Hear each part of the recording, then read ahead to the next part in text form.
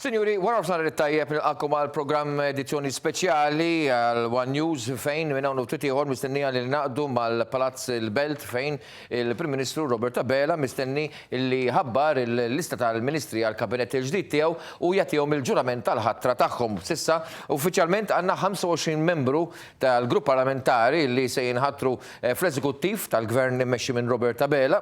Tantu hekk li 17 minnhom huma ministri l-bqija huma segretarji parlamentari. Biex nitkellmu dwar dawn, għandi miegħi fl-istudju lil Jeffrey Pulicino Orlando, nsellimlek Jeffrey. Lilek u telespettaturi.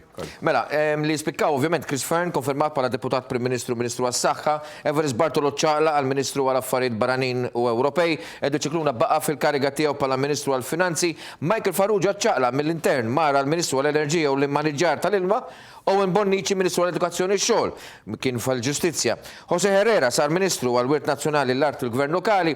Carmelo Abela, di forsi l-ikbar sorpriża li hawn fil-Kabinett, hija li sar Ministru fl-Uffiċċju tal-Prim Ministru responsabbli mill-Iżvilupp Sostenibbli, Dialogu Soċjali u Implementazzjoni tal-Manifest Elettorali. Inborġ baqa' jżomm il-Ministeru tat-Trasport, l-Infrastruttura u żdiedu miegħu il-proġetti kapitali, Ġustin Karwana konfermata bħala Ministru għall-Għawdex, Michael Falzon Ministru għall-Familja, Drittijiet tat-Tfal u Solidarità Soċjali baqa' fejn kien. Edward Zamit Lewis, illi sar il-Ministru għal-Ġustizzja, l-Ugwaljanza u l-Governanza, hawnhekk għandna l-Ugwaljanza ġiet mal-Ġustizzja. Rodrigo Galdes ħa promozzjoni minn Segretarju Parlamentari għal-Ministru għall-Akkomodazzjoni Soċjali. Silvio Xkembri, Superministeru, Ministru għall-Ekonomija, Investimentu u Negozji Żgħar, li taħtu taqgħu koller Malta. Giulia Farrugia Portelli saret Ministru minn Segretarja Parlamentari, Ministru għat-Turizmu. Aaron Farrugia, Ministru minn Segretarju Parlamentari se jkun responsabbli għall-ambjent, tibdil fil-klima u l-ippjanar. Clint Camilleri, Ministru għal-Politika Agrarja u Sajt u Drittijiet tal-Annimali u Protezzjoni tal-Konsumatur, hawnhekk Clint sar Ministru minn Segretarju Parlamentari. L-ikbar waħda hija ta' Byron Camilleri, Ministru għall-Intern, Sigurtà Nazzjonali u l-Infurzar tal-Liġi.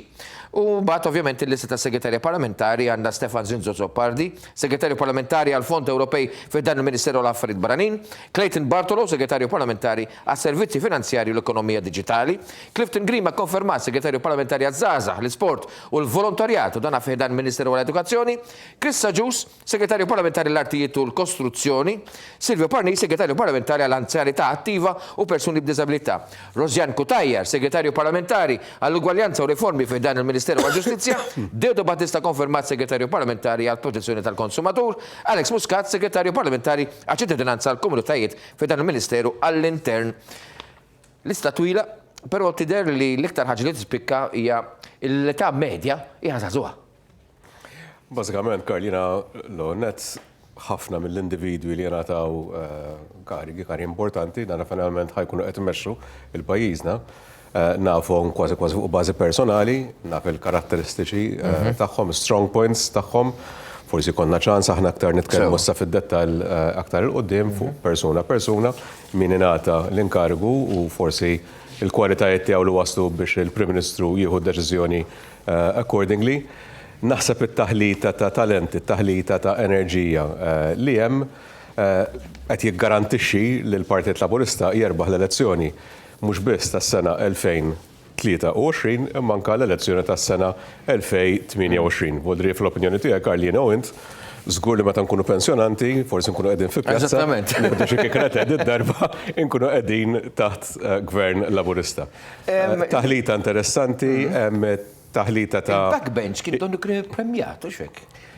Jiena naħseb pass nerġa' ngħid għaqli biex nmexxu l-qudiem finalment.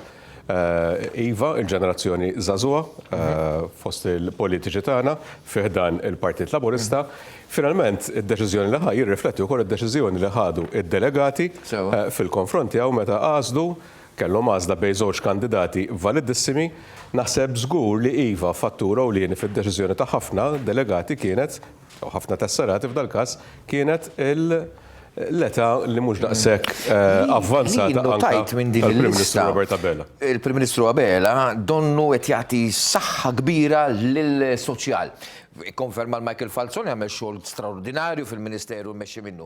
Però Rodrigo Galdes, dak nixaqsam mal-housing, elevaħ għall-Ministru issa tal-akkomodazzjoni soċjali, ġifieri hemmhekk hemm enfasi u mbottatura kbira l dak li huwa soċjal. Finalment, Karl, aħna partit soċjalista. Niftaħru li aħna partit li għandu ruħ soċjali, importanti li kemm jista' jkun ngħinu lil min għandu forsi ċertu challenges f'ħajtu. Dana finalment anka kienet priorità li ta' importanza kbira il-Prim Ministru Joseph Muscat. Nafu li hemm focus partikolari pereżempju fuq is-settur tal-housing, saru riformi kbar fis-snin li għaddew u anka issa ġew introdotti riformi anka riċentement fis-settur tal-housing, settur li iva hemm challenges partikolari għal numru ta' familji. Once again, is-servizzi soċjali tajjeb li wieħed ikompli dejjem jaġġornhom, ikompli isaħħahom. Dak li ħafna drabi kien gvern laburista li introduċa ċertu anka miżuri soċjali tajb li wieħed jiffoka fuqhom, jirfinhom, jaddathom aħjar għaż-żminijiet tal-lum. Mela fakkar il-telespettaturi tagħna palissa tissegwu l-filmati live billi ġejt jaslu mill-Palazz il-Belt qegħdin taraw il-filmati tal-Ministri u Segretarji Parlamentari flimkien mal-raba tagħhom qed jaslu fil-Palazz biex imbagħtu quddiem il-President ta' Malta jkunu jistgħu jieħdu l-ġurament tal-ħatra tagħhom bħala Ministri u Segretarji Parlamentari fil-Kabinett tal-Ministri tal-Prim Ministru Robert Abela. Għandna l-enfasi fuq il-governanza f'dan il-kabinet fejn qed naraw il-ħatra ta' Edward Zammit Lewis fil-kariga ta' Ministru tal-Ġustizzja u mbagħad li għandna lil Byron Camilleri Ministru tal-Internu u Sigurtà Nazzjonali. Ġifieri hemmhekk qed naraw ċaqliqa straordinarja li hemm uċuħ li ma konniex nobsru li kienu se jokkupaw dawk id-dekasteri speċifiċi però għandhom kredenzjali biex imexxuhom. Definitivament, u naħseb jiena tajjeb li tingħataw focus fuq il-governanza, inkomplu, insaħħu il-governanza, ikolli ngħid ukoll li naħseb kif anka kull min jafu l-Sur Clyde Caruana li inħatar Chief of Staff fl-Uffiċċju tal-Prim Ministru. Li kienet infaħra ħafna d-deċiżjoni. Jaf li huwa persuna affidabbli għall-aħħar, professjonali għall-aħħar u żgur li ħajkompli saħħaħ is-serjetà li wieħed għandu jistenna minn uffiċċju li daqstant huwa importanti finalment fit-tmexxija ta' pajjiżna. Nilqamja l-Luċjano Busuttil, nsellimlek, wara tajjeb lilek. Aħna konna nitkellmu rigward il-kabinet il-ġdid tal-Prim Ministru Robert Abela li ovvjament għandna l-element żagħżugħ li jispikka f'din il-lista ta' 25 persuna li se jkunu jagħmlu jiffurmaw l-eżekuttiv tal-gvern. Hemm il-smijiet li jispikkaw fosthom ta' Edward Zammit Lewis li mar il-Ġustizzja kif ukoll il-Clayton Bartolo li kollha ħaq Segretarju Parlamentari, Byron Camilleri, Ministru għall-Intern u l-Sigurtà Nazzjonali. Il-kummenti tiegħek? Edward Zammit Lewis naħseb illi huwa Ministru li ħajkun f'postu hemmhekk. Kien l-Edward ovvjament niftakru fil-kors tiegħi, ovvjament konna avukati flimkien kif konna wkoll mal-Prim Ministru Robert Abela.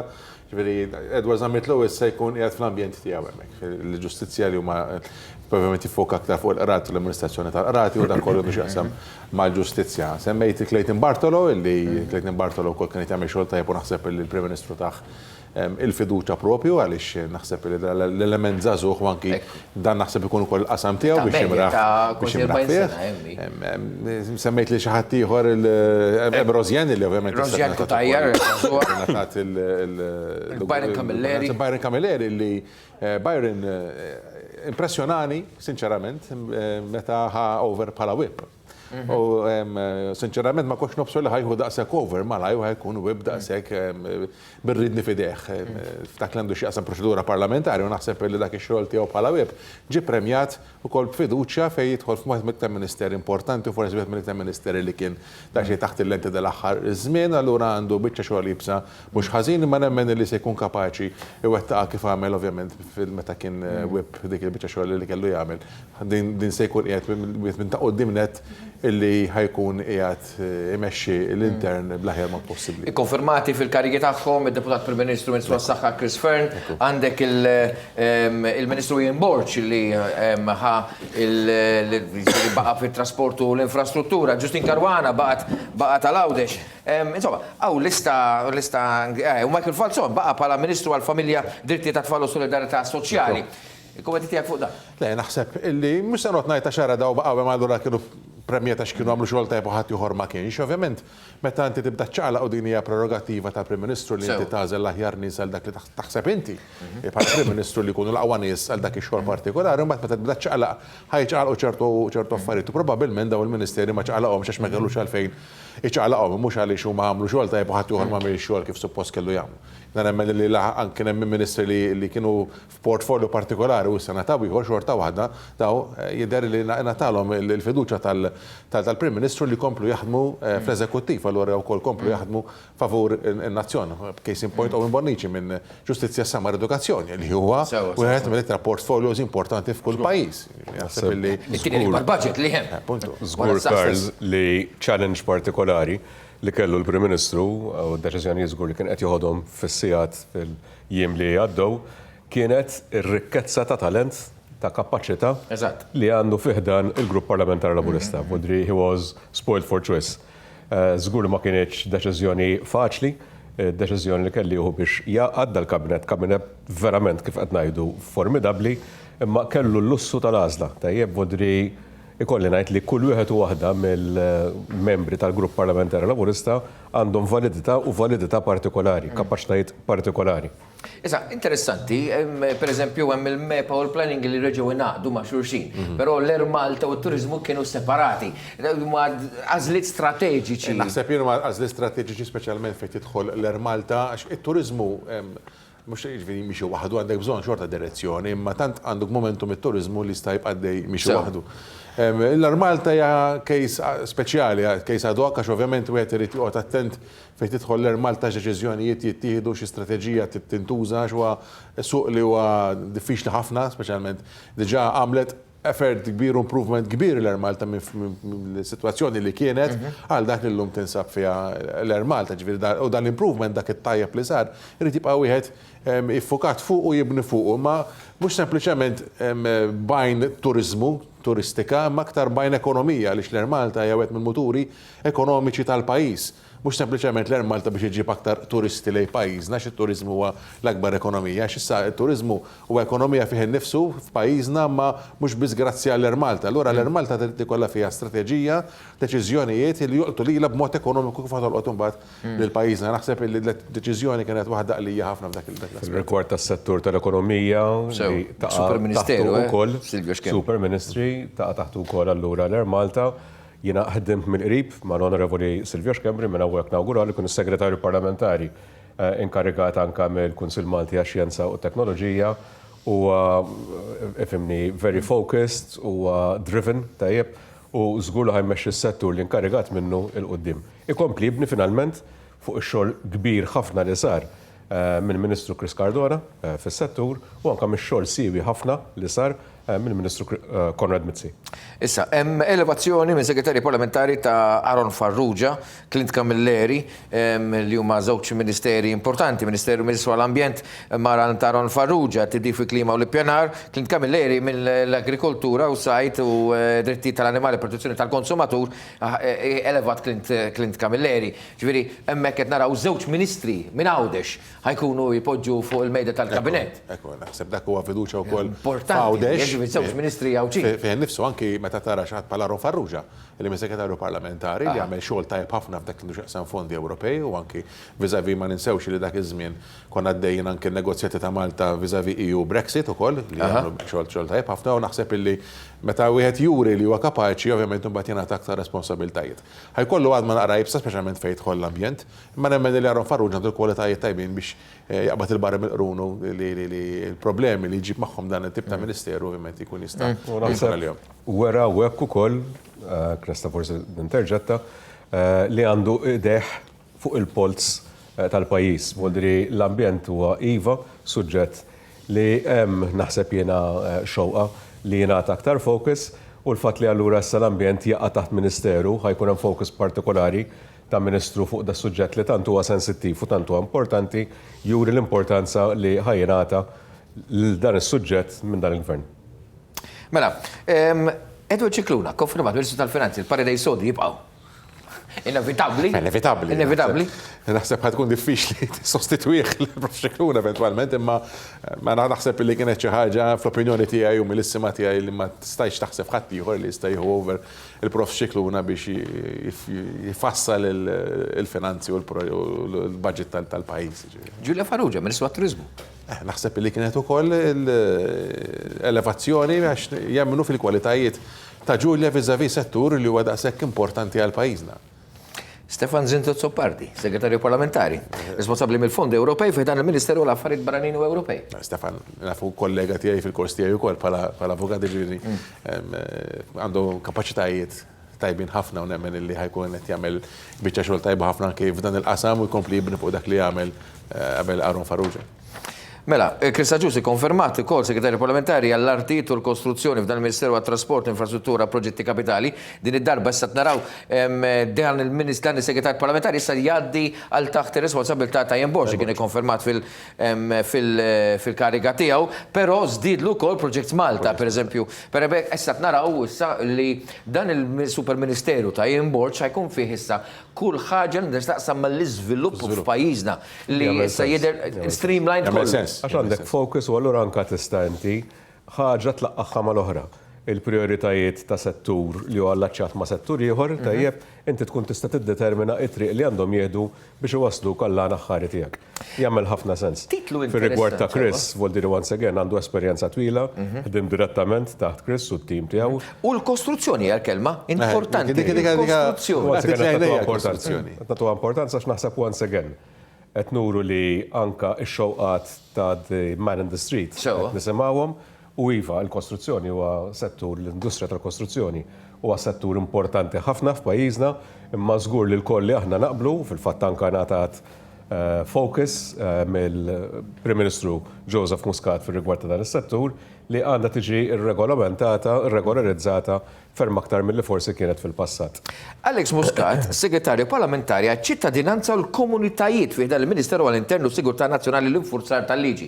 Ġifieri issa li rajna li l-Ministeru tal-Intern qed ikollu wkoll l-infurzar tal-liġi f'idejh mhux iktar il-komunitajiet qed jitkellmu dwar il-Kunsilli Lokali, eċetera, ħajaqgħu taħt l-amministrazzjoni ta' Byron, però Alex Muscat li għandu kredenzjali eċċellenti, ġifieri għandna responsabbli miċ-ċittadinanza u il-komunitajiet li dinja ħaġa li tagħti tifsira interessanti dal-mod ta' kif il-gvernijiet lokali se jkunu amministrati. U l-lum importanti ħafna xi nitkellmu fuq ċittadinanza, ma mhux biex ċittadinanza, nitkellmu anke fuq il-barranin li jgħixu Malta u li jaħdmu Malta allura jkollhom bżonn il-permessi li jkunu ta' residenza f'Malta dawk li jiġu għal viżti bħal jkollhom bżonn il-viżas, naħseb dak huwa wieħed mill-Ministeri importanti ħafna, speċjalment fejn jidħol imbagħad regolamentazzjoni. Għax inti ma tistax tiftaħ il-bibin beraħ u tħalli kollox għaddejr, tikollok xaħat li jirregolamenta, Identity Malta tagħmel xogħol impeccabli, anki r-organization tagħha dal-aħħar kienet ukoll tħalli l-frott tagħha u nemmen li hija realtà li jekk int għandek ħafna barranin u l-pajjiż għandu bżonn barranin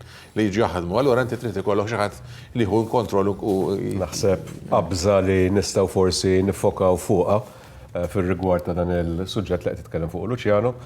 Huwa il-fatt li iva qed jiġu u ġew fil-fatt eluf kbar ta' barranin jaħdmu fostna il-qajnihom kellna bżonnhom l-ekonomija tagħna ġiet xpruna tal-qudiem anke bis-saħħa tagħhom, imma forsi rridu nagħtu aktar focus, irridu naħdmu aktar biex dawn il-komunitajiet nista' nsejħulhom hekk dawn il-barranin li ġew jaħdmu fostna iħossu ruhom l-ewwel nett bħala parti mis-soċjetà u ngħinuhom biex integraw aħjar fis-soċjetà tagħna l-ewwel nett biex ikunu komdi huma. Imma anke biex nkunu komdi aħna nafu li qed naħdmu l-koll flimkien għall-istess san biex immexxu l-pajjiż li wassa tagħhom ukoll il-qudiem. Ippremjata l-esperjenza ta' Evarist Bartolo. Forsi fir-rwol li ma konix nobsru imma sa jkun il-kap ta' diplomazija Maltija, Ministru tal-Affarijiet Barranin. Il-Ministeru tal-Affarijiet Barranin huwa l-iktar ministeru importanti. Forse ftit jaraw b'dak il-mod, forsi jaraw l-oħrajn li huma super ministries bħalma huma importanti, imma il-Ministeru tal-Affarijiet Barranin huwa l-iktar ministeru importanti għalfejn. Għaliex huwa channel li pajjiż bħalma Malta, speċjalment pajjiż bħalma Malta aħna gżira, rridu jkollna l-kuntatt mal-pajjiżi oħrajn biex isir il-kummerċ, biex isir it-trade, biex isir il-vjaġġar, sempliċi vjaġġar, biex il-pajjiżi oħrajn ikollhom kuntatt magħna.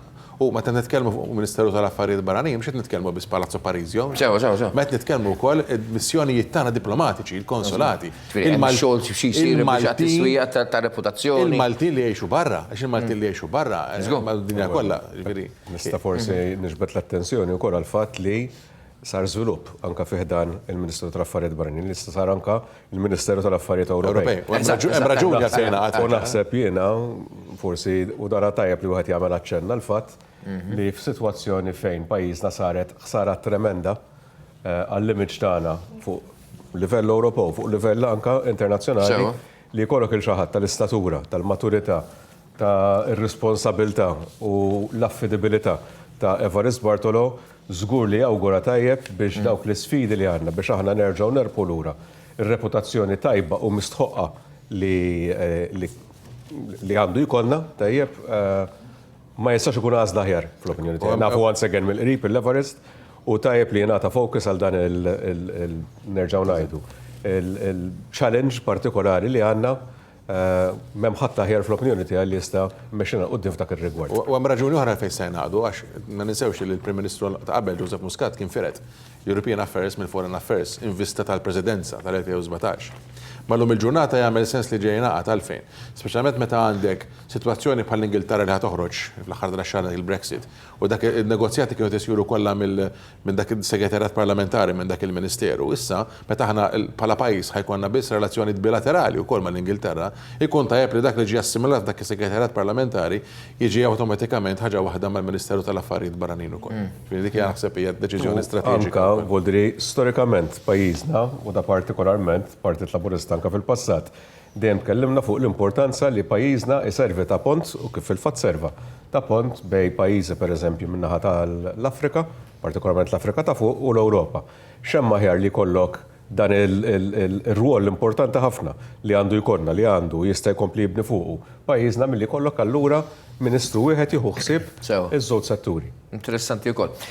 Silvio Parnis, l-anzjanità attiva. Silvio Parnis sinonimu ma l-attività fl-anzjani, ġifieri naħseb illi kienet għażla awtomatika prattikament Silvio Parnis seta' offrilu, ġifieri bej kienet bej kunsilli lokali, Silvio kienu twilet fil-kunsilli lokali, trabba hemmhekk u l-anzjana Silvio ħidma tiegħu dejjem kienet f'dak il-qasam. Soċjali ta' Silvio hija ħaġa magħrufa, voldri żgur li ħajmexxi dan is-settur tant sensittiv u tant importanti kuxjenza li huwa magħruf għaliha. Rosjan Kutajer, interessanti l-ħatra tagħha. Rosjan Kutajer ħaddaħħal enerġija forsi ideat ġodda u kuraġġ għal ċertu tibdiliet jew proposti ta' tibdiliet li forsi ħadd ieħor ma kienx kapaċi jasal għalihom. Jekk hemm. Dik hija l-opinjoni personali tiegħi.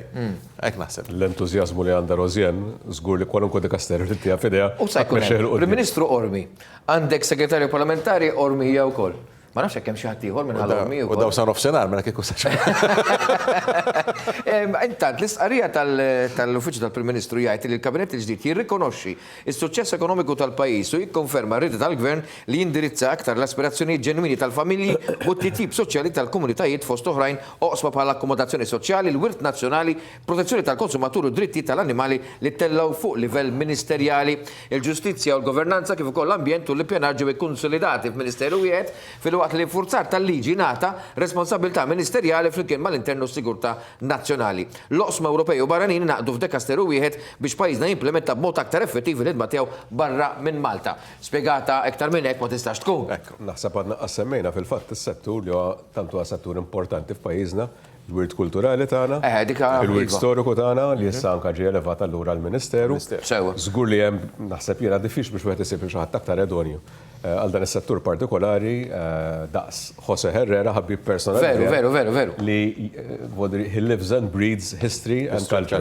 Verament huwa persuna kolt, huwa persuna li għandu għarfien qawwi tal-istorja, in ġenerali partikolarment l-istorja ta' pajjiżna, għandu apprezzament kbir għall-istorja ta' pajjiżna u żgur li ħajati dik il-personal touch għal dan il-Ministeru tantu importanti. Clayton Bartolo, ħanaġġa dur fuq. Segretarju parlamentari għas servizzi finanzjari u l-ekonomija digitali. Segretarju parlamentari tiegħi. Skużi? Segretarju parlamentari tiegħi. Tal-MCST, ovvjament iva. L-ekonomija digitali f'dan il-Ministeru għal-Finanzi u Servizzi Finanzjari. Kariga interessanti. Ekku, fil-fatt hija kariga li by and large kien jokkupa qabel u għamel xogħol kbir fiha. L-Onorevoli Silvio Xkembri, żgur li milli naf, I'm looking forward li forsi nsir nafu aħjar, l-Onorevoli Bartolo u naħdem aktar mill-qrib miegħu u nteħ is-support sħiħ tiegħi u tat-tim tiegħi, nistgħu għedu minn hawnhekk. Żgur li l-entużjażmu li naf li huwa magħruf għaliha ħajati ikompli jagħti l dan is-settur tant huwa importanti għall-ekonomija ta' pajjiżna l-futur ta' uliedna finalment ikompli mexxej il qudiem. Mela, Dedo Battista, segretarju parlamentari għal protezzjoni tal-konsumatur l-indafa pubblika fidel Ministeru għal Politika Agrarja u Sajt. ċaqla issa, mar taħt il-Ministeru għal Politika Agrarja u Sajt, dritti tal-animali, eccetera. Però interessanti li Dedo Battista żamm il-Dikasteru ta' responsabilità tal-indafa pubblika u l-protezzjoni tal-konsumatur li xorta waħda l-gvern mexxi minn Robert Abela qed jagħti importanza l protezzjoni tal-konsumatur. Żgur once again Deo bis-serjetà li jagħti l-entużjażmu l-enerġija li jagħti għal kull xogħol li huwa fdat fideh ħajkompli jmexxi l qudiem dan is-settur.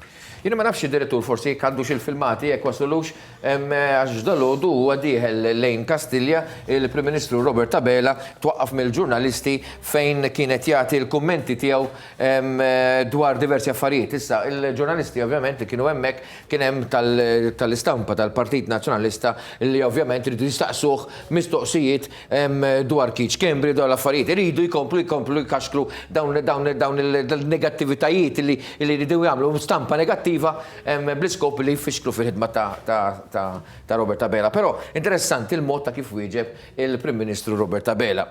Għaliex bil-kalma kollha mingħajr ma kontesta xejn, wieġeb għal kollox, nisimgħu.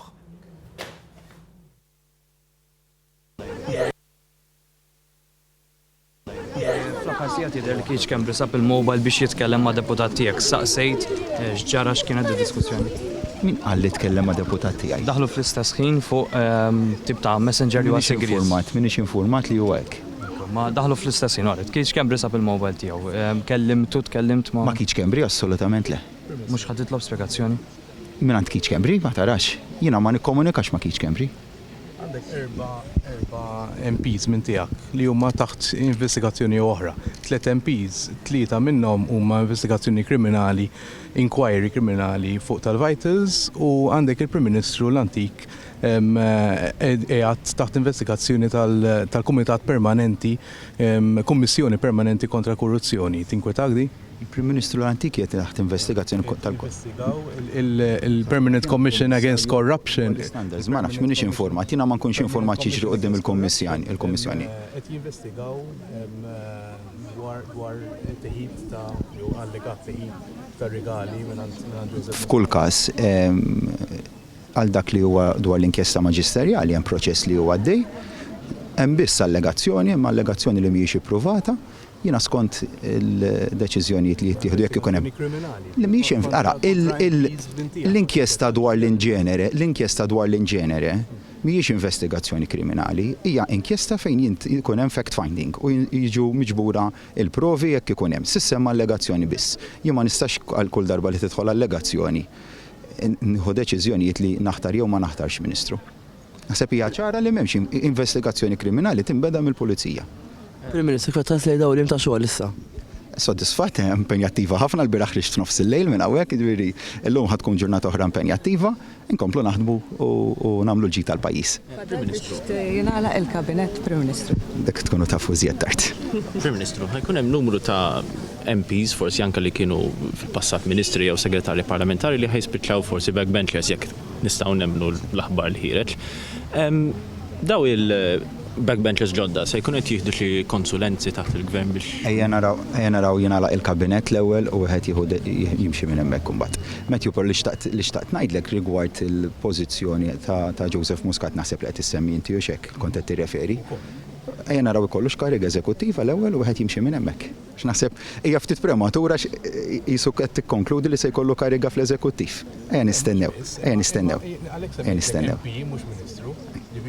MP, il-fatt li għandek 4 MPs qed jiġu investigati dwar xi tip ta' allegazzjoni dwar korruzzjoni. Din għatik sewa. Le semmejt, mela ma semmejtx u naħseb l-azzjonijiet tiegħi se nkun qed nindirizza ħafna il-governanza tajba, se nkun qed nindirizza l-governanza tajba. Ma jistax ikun jien nista' mmur issa nagħmel rapport fuq xi ħadd. U b'daqshekk kif isser li hemm prova jew li huwa approvat dik l-allegazzjoni. Le, jiġifieri jien nista' nagħmel rapport f'dan il-mument fuq kull wieħed u waħda minnkom. X'qed ngħidlek li se nagħmelek. Auto suspension għall-inqas. Ma naħsibx se naqblu fuq dak il-punt għax niġu f'sitwazzjoni illi jekk issir allegazzjoni fuq 37 membru tal-grupp parlamentari nispiċċaw bla grupp parlamentari. Ġifieri jiena rrid fil-mument jekk l-inkjesta maġisterjali tikkonkludi li prima facie hemm raġunijiet biżżejjed biex jittieħdu proċeduri kontra xi ħadd, proċeduri kriminali kontra xi ħadd. Hemmhekk il-pożizzjoni tinbidel. Grazzi lilkom.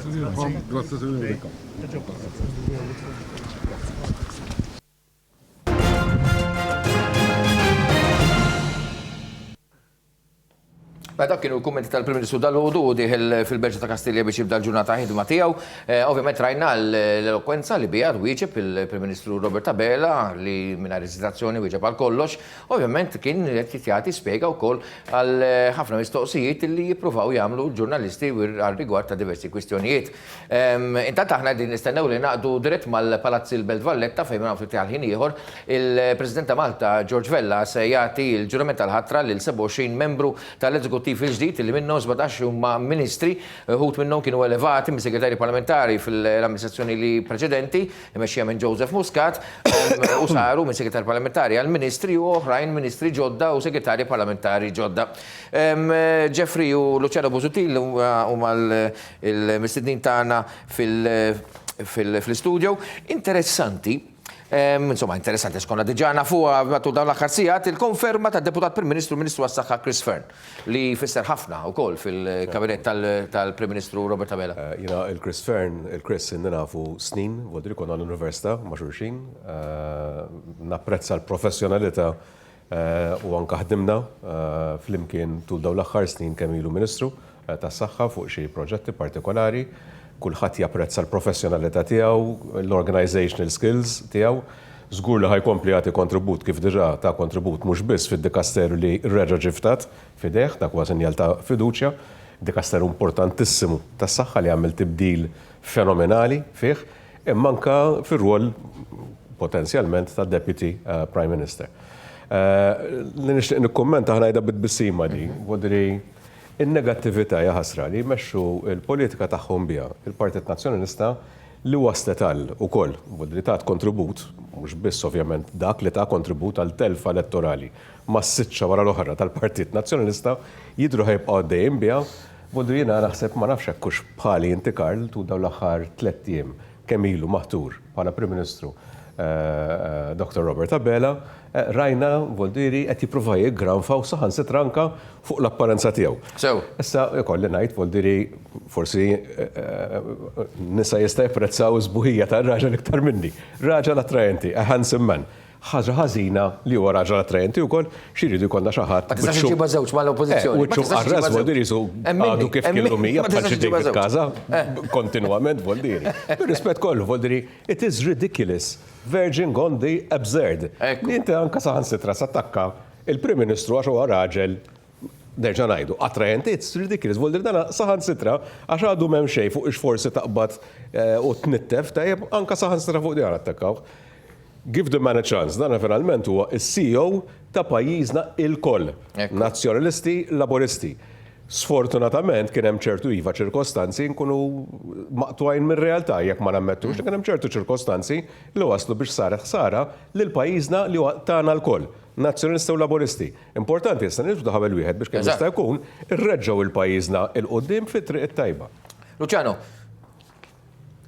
Xieti tinżid aktar ma dal-jiet jgħid Ġefri fuq dal-ixxu jina. Li attrajenti il-Prim Ministru Le, kellna l-mistoqsija l-ewwel oriġinali kien fuq id-Deputat Prim Ministru. M'għandix il-kredenzjali biex naħna dik Raġel ikraħmux. Le, ngħid fuq il-politika negattiva tal-oppożizzjoni li fakkarni meta aħna bħala Partit Laburista konna fl-oppożizzjoni li qatt ma konna b'dak il-mod negattiv fir-ridikolu, qatt ma konna anke l-lum rajt social media għaliex il-Ministru Bonnici mar joħdulu ritratt u jgħodu jiżżufjettaw bih.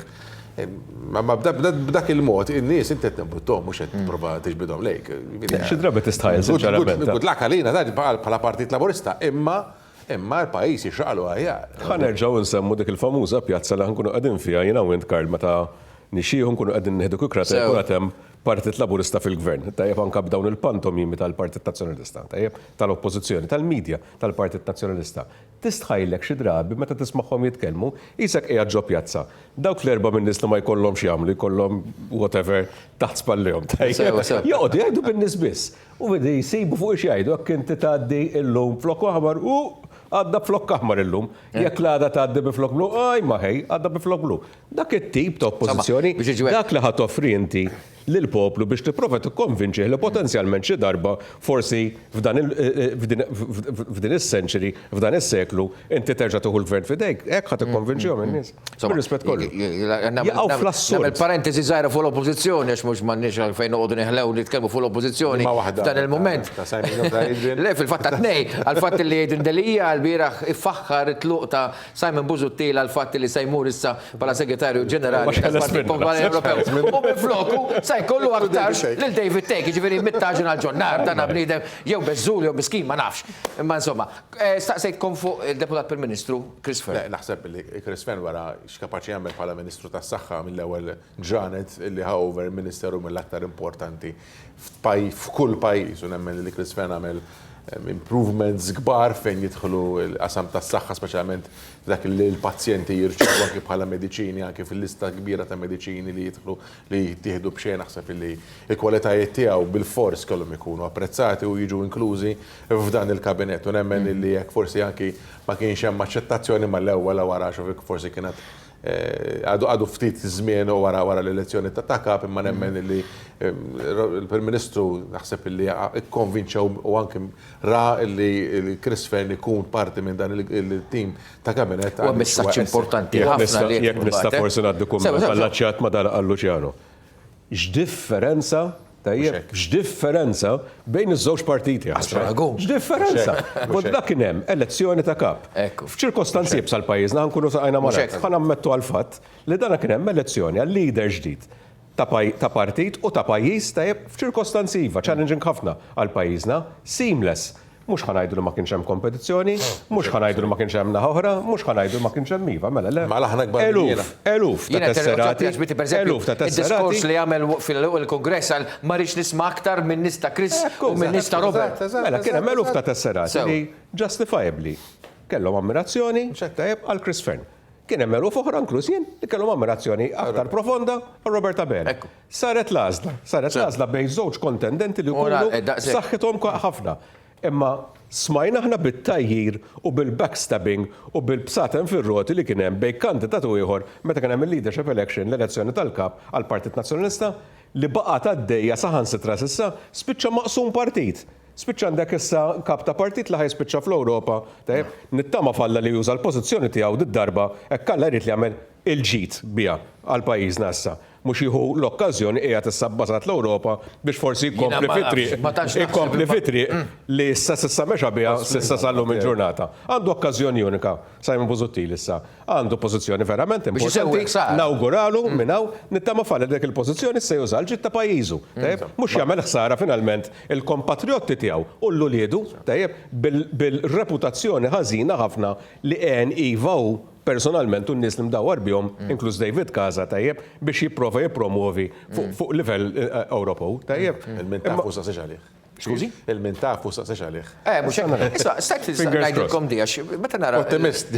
Ħanerġa' naqleb fuq tal-kabinet. Ħanerġa' naqleb fuq tal-kabinet.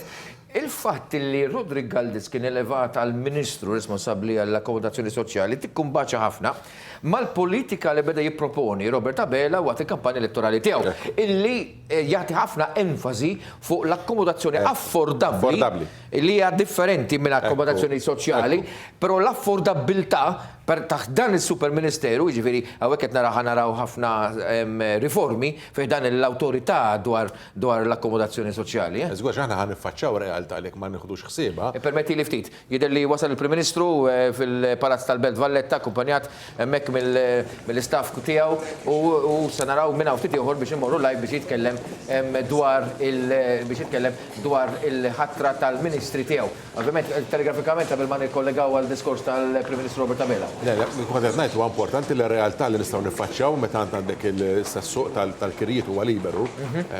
Ħajkollok persuni li kemm għandhom bżonnijiet soċjali għax forsi jaħdmu għandhom inkam tajjeb, xorta ma jkollhomx il-mezzi biex jaffordjaw il-housing, jissaqqa fuq rashom. U kwindi dik hija mhux sempliċement il-housing soċjali ħanibnu l-blokkok ħalli konna xinqasmu, imma hija politika dwar kif il-housing in ġenerali f'Malta, dwar minn għandu l-proprjetà u minn m'għandux il-proprjetà u jrid speċjalment jikkrea toħloq sistema, toħloq platform fejn kulħadd ikun għall-inqas jaffordja li jkollu saqaf fuq Pajjiż, soċjetà hija bħal familja, Karl. Familja jista' jkollok inti ulied li kapaċi ifendu għar-rashom, kapaċi immexxulhom infushom il-qudiem. Daka tgħinhom tiffaċilitalhom li jimxu l-qudiem, li jkomplu jfendu għar-rashom. Ir-rashom, ikompli jissaħħu. Ikollok minn uliedek ukoll li jkollhom bżonn tikkaktar għajnuna. U iva anke fuq il-kampanja, Dr. Robert Abela għamel aċċenn qawwi għal dan l-importanza li jkollok ruħ soċjali. U jekk ma jkollok ruħ soċjali, jekk ma jkollok ruħ soċjali il-Partit Laburista, min jista' jkollu finalment ruħ soċjali. U iva li jkollok fokus fuq il-housing, li jkollok fokus fuq il-pensjonanti u l-bżonnijiet tagħhom huwa importanti ħafna.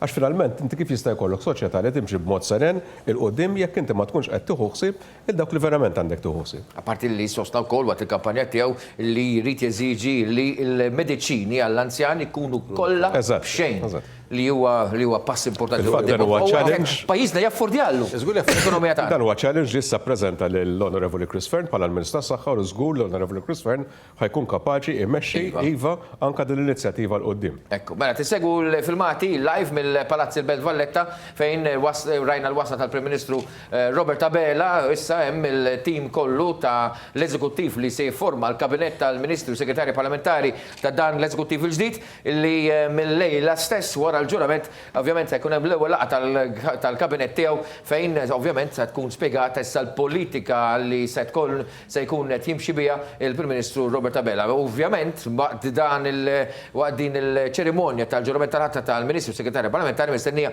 li tingħata wkoll direzzjoni minn tal-Prim Ministru kummenti tiegħu rigward il-raġunijiet wara din il-formazzjoni tal-kabinett tal-Ministri tiegħu.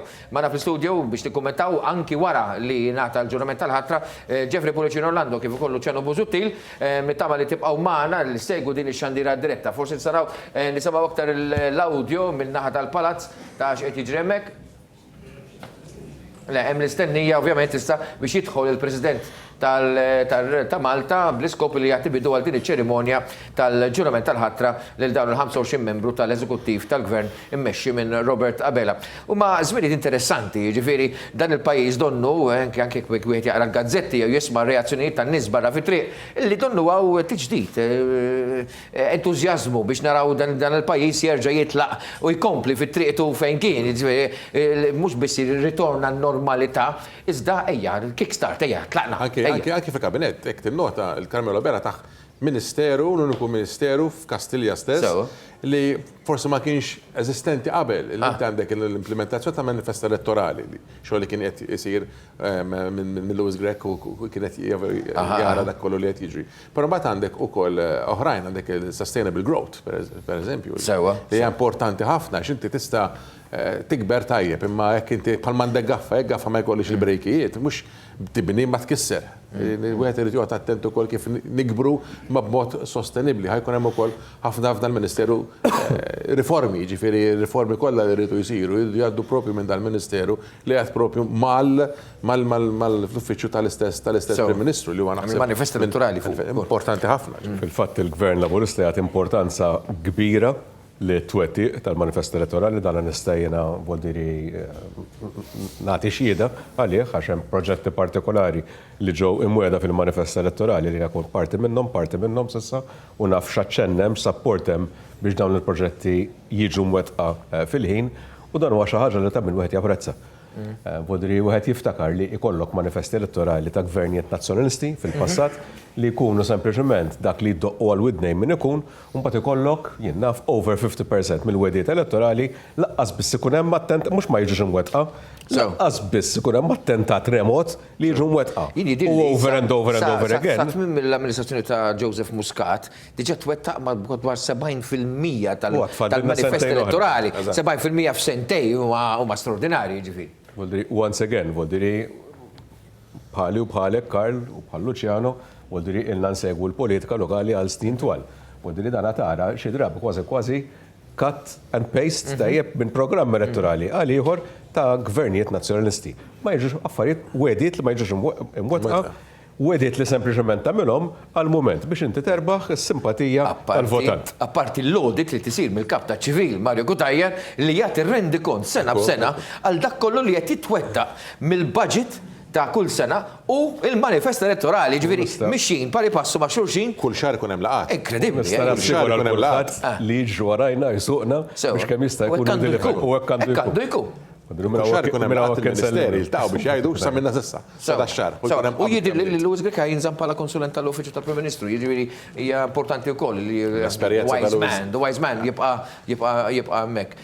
Intom it-tnejn, forsi not individwali, sorprendikom minn din il-lista, hemm isem partikolari u għalfejn? Li sorprendina minn din il-lista, sorprendi xi ħadd issorprendini le, sinċerament, għaliex naf il-grupp parlamentari kollu huwa tajjeb, dak kif qal Jeffrey kien spoiled for choice, ġifieri naħseb illi li għajtara, dak għazlu, kif jista' jkun? Le, naħseb illi. Il-prim imħallef ukoll? Nista' nagħti kumment. Huma kollha validissimi. Pratikament se tagħmel lil kulħadd fil-kabinet, ma kien jiġi kritikat iktar milli diġà probabbli ħajkun ikkritikat għax min jaf kemm ħajgħidu li daħ jiswa X amount of money dal-kabinet isna qegħdin narbuhom il-flus. Pjuttost milli kont sorpriż. Ma ngħidlek xi kritika tkun. Pjuttost milli kont sorpriż bl-għażla, apprezzajt il-common sense li kienem wara common sense, li xedrabu sa' komuni, wara ċertu deċiżjoni. Loġika. Loġika. Voldiri, ħan nitkellmu per eżempju għan nsemmu l-fat li inti għaqqat il-Foreign Affairs ma' European Affairs. Għalija dan huwa tant importanti f'dan l-istadju, iva forsi fil-passat kien hemm separazzjoni ta' maħabba presidenza importanti fuq il-presidenza, imma at the stage dan tant huwa importanti. Lil min fdajthom huwa l-iktar persuna fl-opinjoni tiegħi edonju li tafda fideħ dan id-dikasteru importanti at this particular point in time. Vodri pjuttost milli jkun hemm surprises, ikun hemm apprezzament tal-loġika li kien hemm wara l-għażliet li saru. X'messaġġ taħseb li jibgħat dan il-kabinet lill-komunità tan-negozji f'Malta? Definitivament, naħseb jiena il-fatt li kien hemm Prim Ministru li ħalla fidej issa allura kif għadsowenti fil-bidu tal-programm, Karl. Ħalla fidej iva numru ta' politiċi li għandhom eta relativament żagħżugħa. Juri li qegħdin inwittu il-triq biex ikonna kontinwità mhux biss fis-sentej li ġejjin, imma anke beyond. U kif wieħed jista' jimmaġna l-iktar ħaġa importanti għas-settur tan-negozju hija fil-fatt iva, il-kontinwità, l-affidibilità, li ma jkunx hemm surprises. U hawnhekk issa allura għandna triq ċara li ħad toħodna mhux biss tal-elezzjoni, nerġgħu ngħidu imma anke lil minn hemm. Ġustizzja, governanza u l-ambjent u l-ippjanar ikkonsolidati f'Ministeru wieħed. Da super Ministeru, Żgur. Mal-ġustizzja qed nitkellmu. Iva. Il-governanza tajba u l-ġustizzja bil-forsi du jmorru flimkien. Hija xi ħaġa loġika. Kif ukoll l-ambjent u l-ippjanar, mbagħad għandek ukoll Ministeru importanti ħafna. Żgur l-ambjent u l-ippjanar. Li issa m'għadhomx distakkati. Għataru ħaġa waħda biex ma jkunx hemm overlapping ukoll nassumi. Naħseb ukoll li lekk inti trid tissalvagwardja l-ambjent l-ewwel tippjana li tagħmel anki xi tip ta' żvilupp. Għandek good news ambjentalisti wkoll. Mhux hekk? Jina knemmen għal naħseb hija deċiżjoni loġika li taraw. Meta wieħed iqis sitwazzjoni fejn issa x-xogħol li huwa fdat fidej l-Onorevoli Ian Borch huwa xogħol trement. Vodiri xogħol li qed wassal il-pajjiż da biex iva nitlu fis-seklu adatt. Vodiri kellna bżonn xogħol sakemm wasalt f'dawn l-istudios vodiri nibdejt napprezza kif apprezza kulħadd ix-xogħol kbir li qed isir fil-junctions tal-Marsa, il-flyovers tal-Marsa. Beda xogħol fattar. Li qed isir allura fokus fuq dan ix-xogħol infrastrutturali kbir li allura għandna nagħtu fokus għalih, tajjeb li jkun hemm min qed jiffoka wkoll fuq settur wadri fil-waqt li aħna nagħtu fokus għax-xogħol li għandu jsir. Nagħtu fokus fuq settur li importanti u li xi drabi iva minħabba il-mixja l-qudiem tagħna fis-settur infrastrutturali forsi ikun hemm okkażjoni fejn fuq il-back burner il-settur ambjentali. Mela ħammuru live il-Palazz il-Belt fejn se tibda ċerimonja tal-ġurament tal-ħatra tal-Kabinet tal-Ministru tal-Gvern tal-Prim Ministru Robert Abela li tawra ftit ieħor. Kemm nixtieq li għandi screen.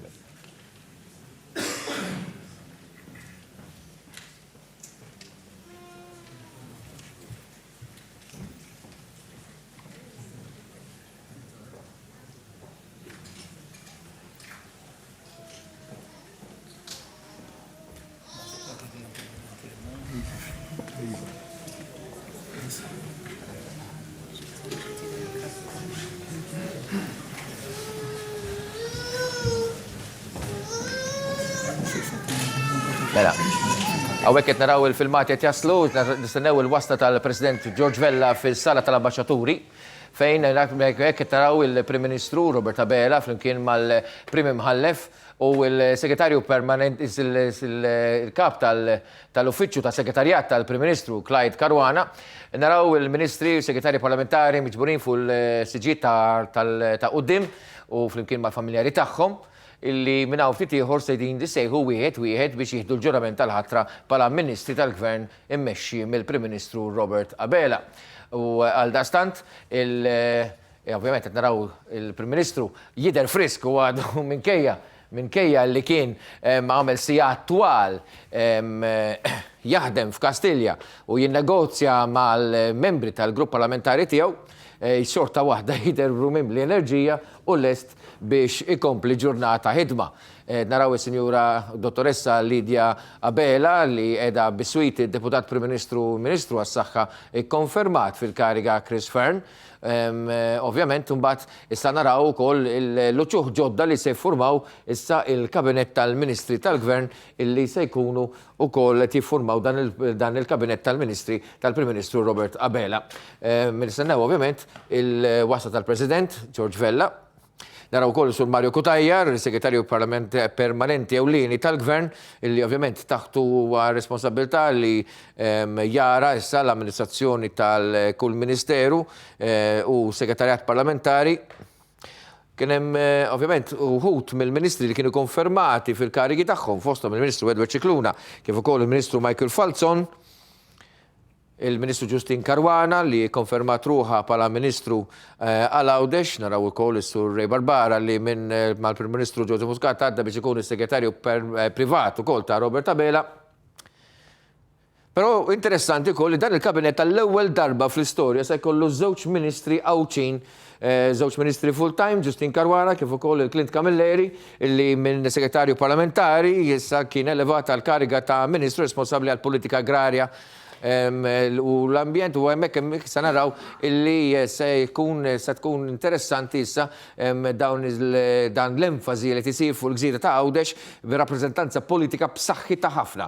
Huwa messaġġ ħafna importanti tal-Prim Ministru Robert Abela għall-importanza li jagħti lil-Għawdex li fuq kollox anke mod elettorali kemm għall-elezzjoni tiegħu kif ukoll għall-elezzjoni tal-Partit Laburista kemm fil-Gvern, kif ukoll fil-Kunsilli Lokali u fil-Parlament Ewropew, il-vot għawċi lejn il-Partit Laburista kien iktar minn ikkonsolidat b'maġġoranza assoluta. Naraw il-President George Vella flimkien ma' Sinjura Vella edin mixin ħirġin mill-uffiċċju tagħhom biex jitlu fis-sala tal-Ambaxxaturi fejn hemmhekk se tagħta bidu għal ċerimonja tal-ġurament tal-ħatra tal-Ministri tal-Kabinett tal-Gvern immexxi mill-Prim Ministru Robert Abela.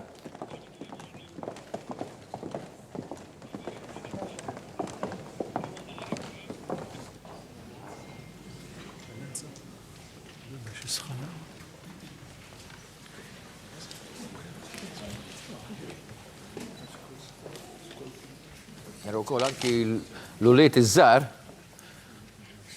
tal-segretarji parlamentari wkoll waslu wkoll fis-sala tal-Ambaxxaturi.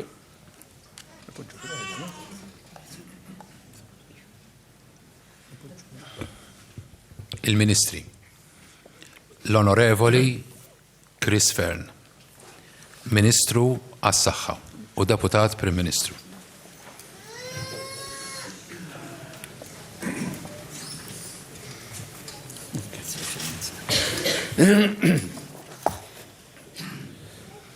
Billi l-artiklu 80 tal-Kostituzzjoni ta' Malta jipprovdi li l-President ta' Malta għandu waqt li jaġixxi skont il-parir tal-Prim Ministru jaħtar il-Ministri l-oħra minn fost il-membri tal-Kamra tad-Deputati u bil-Prim Ministru tani parir biex naħtar l-Onorevoli Chris Fern, membru tal-Kamra tad-Deputati bħala Ministru. Issa lek jiena George Vella, President ta' Malta, bis-saqqa tas-setat motijin li bil-msemmi artiklu 80 tal-Kostituzzjoni ta' Malta b'dan naħtar l-Onorevoli Chris Fern bħala Ministru. Muteta il-firma tiegħi u siġil pubbliku ta' Malta fil-Palazz tal-Belt Valletta l-lum 15 ta' Jannar 2020.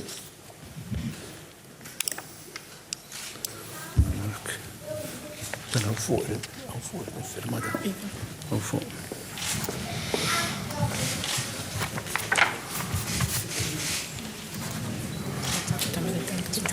id-dat is-sena mal-sena.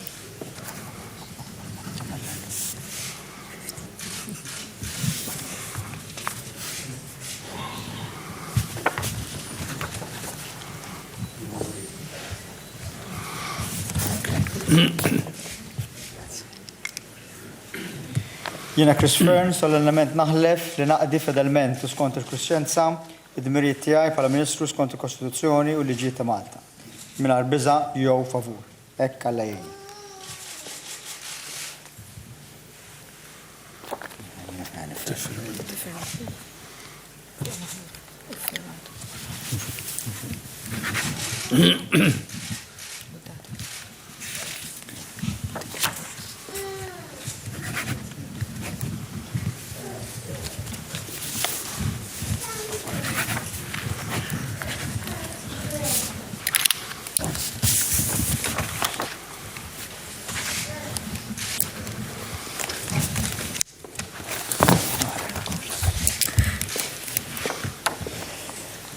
Jiena Chris Fern, solennement naħlef li nkun tassew fidili u lejali lejn il-poplu u r-Repubblika ta' Malta u l-Kostituzzjoni tagħha.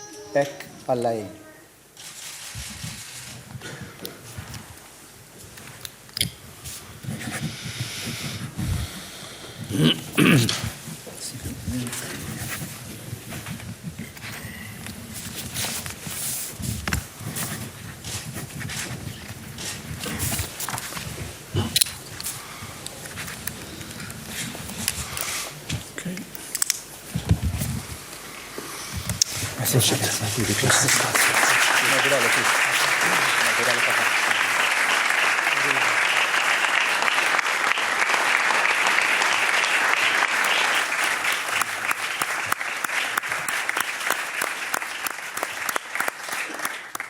L-Onorevoli Evarist Bartolo, Ministru għall-Affarijiet Barranin u Ewropej.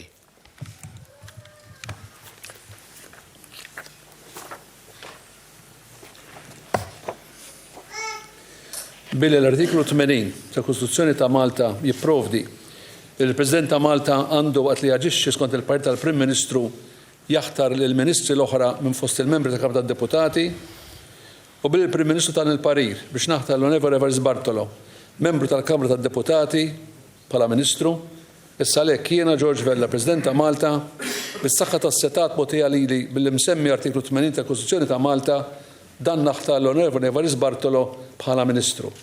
Moti taħt il-firma tiegħi u s-siġil pubbliku ta' Malta fil-Palazz tal-Belt Vallet tal-lum 15 ta' Jannar 2020.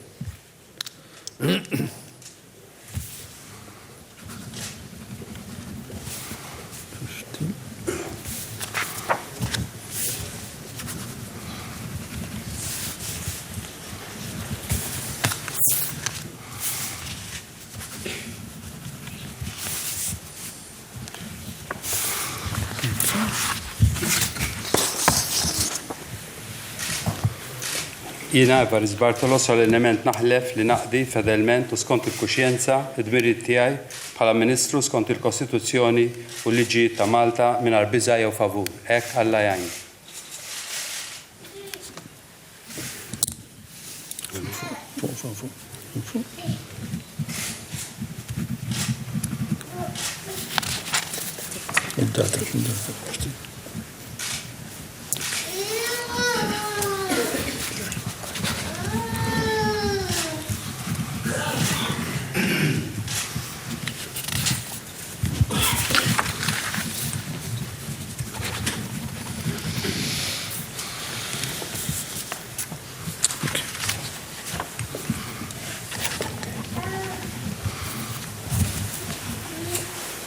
Jiena Evarist Bartolo solennement naħlef li nkun tassew fidili u lejali lejn il-poplu u r-Repubblika ta' Malta u l-Kostituzzjoni tagħha hekk Alla jgħin.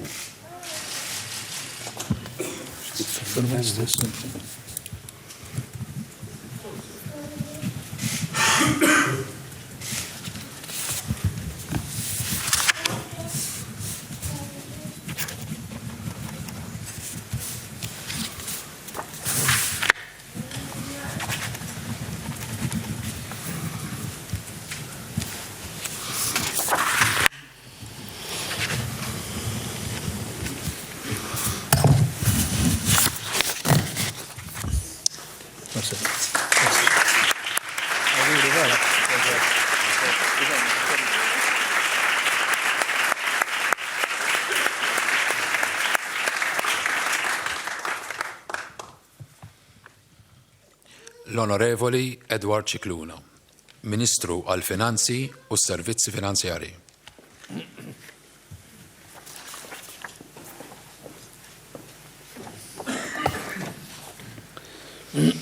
Billi l-artiklu 80 ta' Kostituzzjoni ta' Malta jipprovdi li l-President ta' Malta għandu waqt li jaġixxi skont il-Partit tal-Prim Ministru jaħtar lil ministri l-oħra minn fost il-membri ta' Kamra tad-Deputati u bil-Prim Ministru tagħni parir biex naħtar l-Onorevoli Edward Cicluna, membru tal-Kamra tad-Deputati bħala Ministru, issa għalhekk jiena George Vella, President ta' Malta, bis-saħħa tas-setat potija li bl-msemmi artiklu 80 tal-Kostituzzjoni ta' Malta dan naħtar lill-Onorevoli Edward Cicluna bħala Ministru.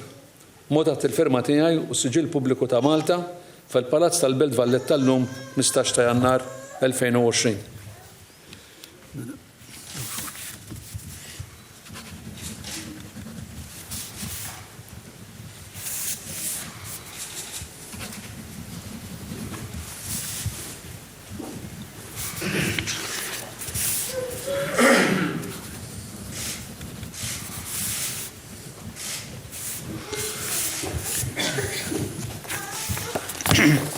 Jiena Edward Cicluna solennement naħlef li naqdi fedelment skont il-kuxjenza id-dmirijiet tiegħi bħala Ministru skont il-Kostituzzjoni u l-liġijiet ta' Malta mingħajr biża' jew favur. Hekk Alla jgħinni.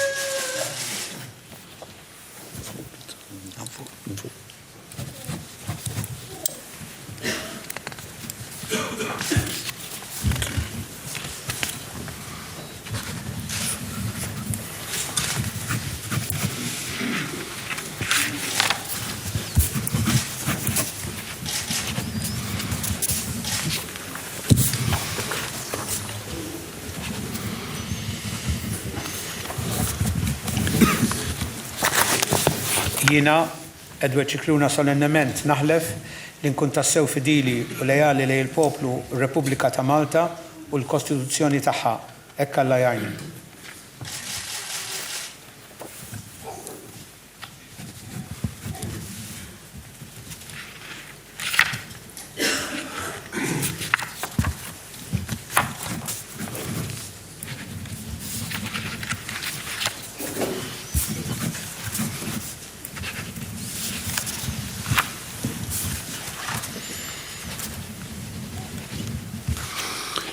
Okay.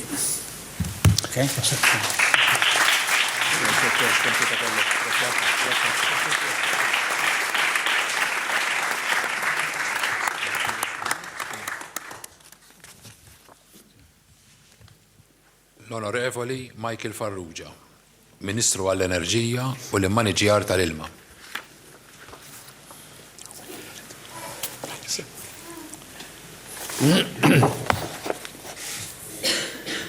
L-artiklu 80 tal-Kostituzzjoni ta' Malta jipprovdi li l-President ta' Malta għandu waqt li jaġixxi skont il-Parir tal-Prim Ministru jaħtar lill-Ministri l-oħra minn fost il-membri tal-Kamra tad-Deputati u bil-Prim Ministru tagħni parir biex naħtar l-Onorevoli Michael Farrugia, membru tal-Kamra tad-Deputati bħala Ministru, issa lek jiena George Vella, President ta' Malta, bis-saħħa tas-setat mogħtija lili bl-imsemmi artiklu 80 tal-Kostituzzjoni ta' Malta b'dan naħtar l-Onorevoli Michael Farrugia bħala Ministru.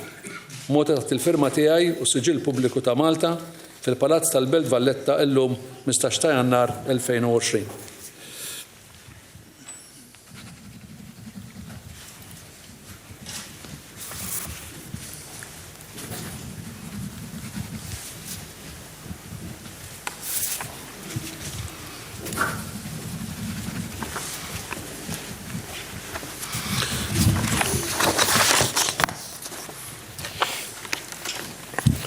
Jiena Michael Farrugia solennement naħlef li naqdi fedelment u skont il-kuxjenza id-dmirijiet tiegħi bħala Ministru skont il-Kostituzzjoni u l-liġijiet ta' Malta mingħajr biża' jew favur.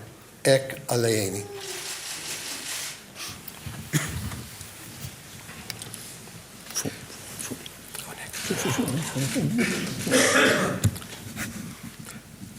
L-ewwel darba. Koll il-firma.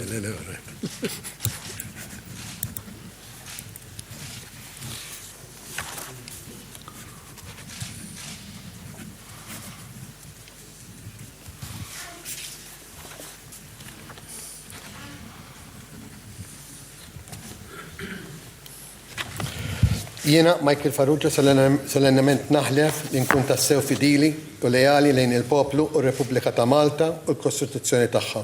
Hekk Alla jgħinni.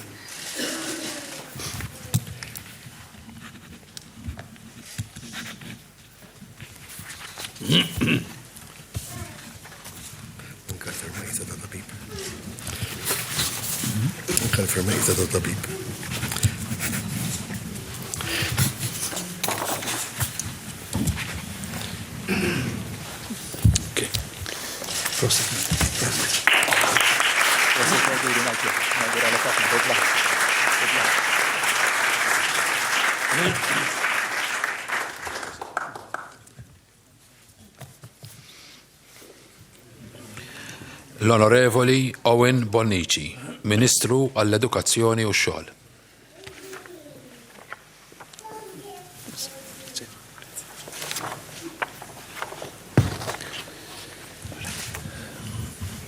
Billi l-artiklu tal-80 tal-Kostituzzjoni ta' Malta jipprovdi li l-President ta' Malta għandu waqt li jaġixxi skont il-parir tal-Prim Ministru jaħtar lill-Ministri l-oħra minn fost il-membri tal-Kamra tad-Deputati u billi l-Prim Ministru tani parir biex naħtar l-Onorevoli Owen Bonnici, membru tal-Kamra tad-Deputati bħala Ministru, issa lek jiena George Vella, President ta' Malta, bis-saqqa tas-setat botija lili bl-msemmi artiklu 80 tal-Kostituzzjoni ta' Malta b'dan naħtar l-Onorevoli Owen Bonnici bħala Ministru.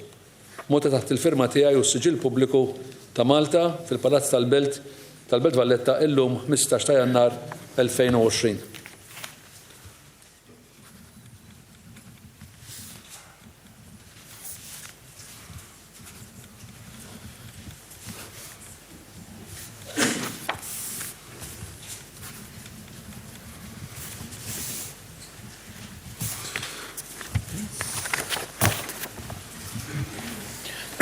Jiena, Owen Bonnici, solennement naħlif li naqdi dmiri fedelment u skont il-kuxjenza dmirijiet tiegħi bħala Ministru skont il-Kostituzzjoni u l-liġijiet ta' Malta, mingħajr biża' jew favur.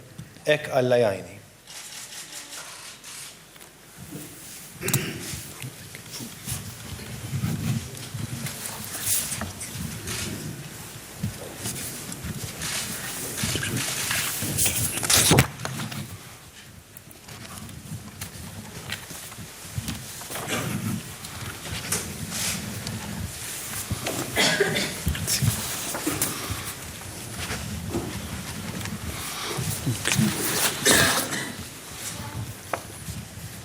Jiena, Owen Bonnici, solennement naħlef li nkun tassew fidili u lejali lejn il-poplu u r-Repubblika ta' Malta u l-Kostituzzjoni tagħha.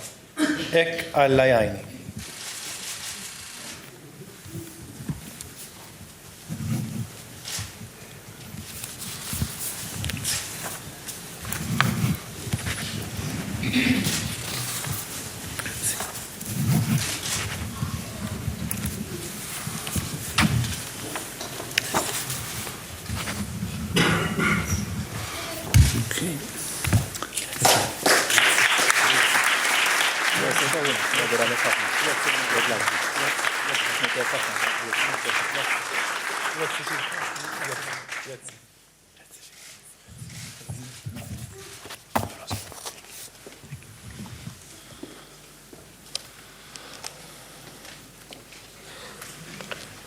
L-Onorevoli José Herrera, Ministru għall-Wirt Nazzjonali, l-Arti u l-Gvern Lokali.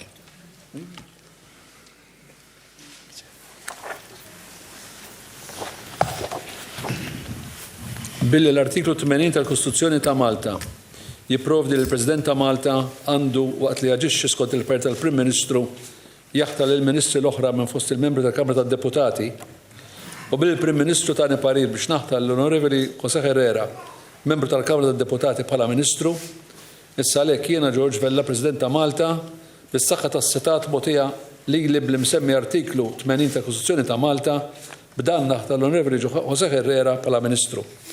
Mod taħt il-firma tiegħi bis-siġil pubbliku ta' Malta fil-Palazz tal-Belt Valletta llum 15 ta' Jannar.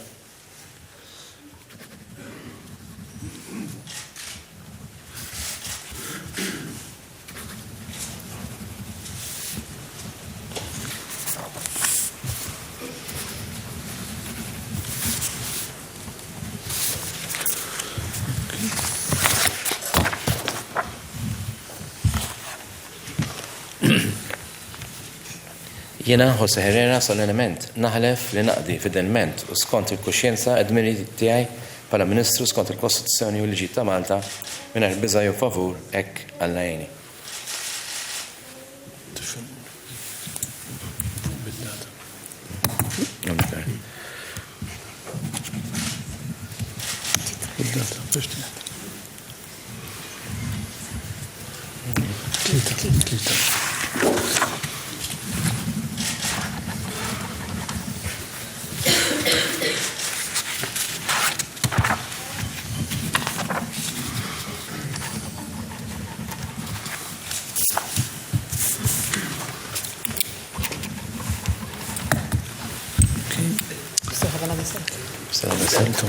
بالتي عيالك ما مش نسرقها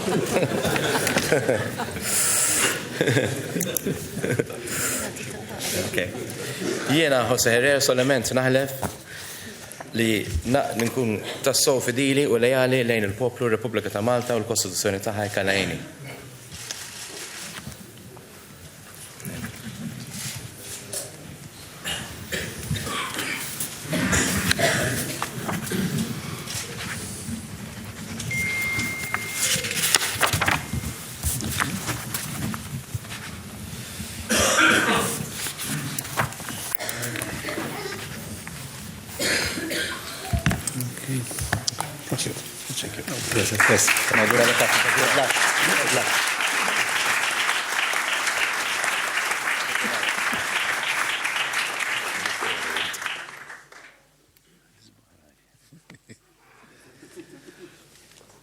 L-Onorevoli Carmelo Abela, Ministru fl-Uffiċċju tal-Prim Ministru, responsabbli mill-iżvilupp sostenibbli, dialogu soċjali u l-implementazzjoni tal-manifest. Billi l-artiklu 80 tal-Kostituzzjoni ta' Malta jipprovdi li l-President ta' Malta għandu waqt li jaġixxi skont il-Partit tal-Prim Ministru jaħtar il-Ministri l-oħra minn fost il-membri tal-Kamra tad-Deputati u bil-Prim Ministru ta' parir biex naħtar l-Onorevoli Carmelo Abela, membru tal-Kamra tad-Deputati bħala Ministru, issa lek jiena George Vella, President ta' Malta, bis-saqa tas-setat botijin lili bl-imsemmi artiklu 80 tal-Kostituzzjoni ta' Malta b'dan naħtar l-Onorevoli Carmelo Abela bħala Ministru. Mod taħt il-firma tiegħi u s-Siġil Pubbliku ta' Malta fil-Palazz tal-Belt Valletta llum 15 Jannar 2020.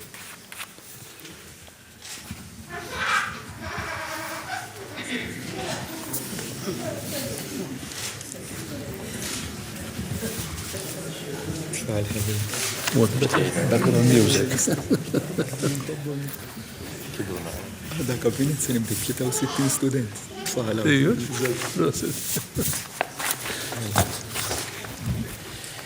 Jiena Carmelo Abela solennement naħlef li naqdi fedelment u skont il-kuxjenza d-dmirijiet tiegħi bħala Ministru skont il-Kostituzzjoni u l-liġijiet ta' Malta mingħajr biża' jew favur hekk Alla jgħinni.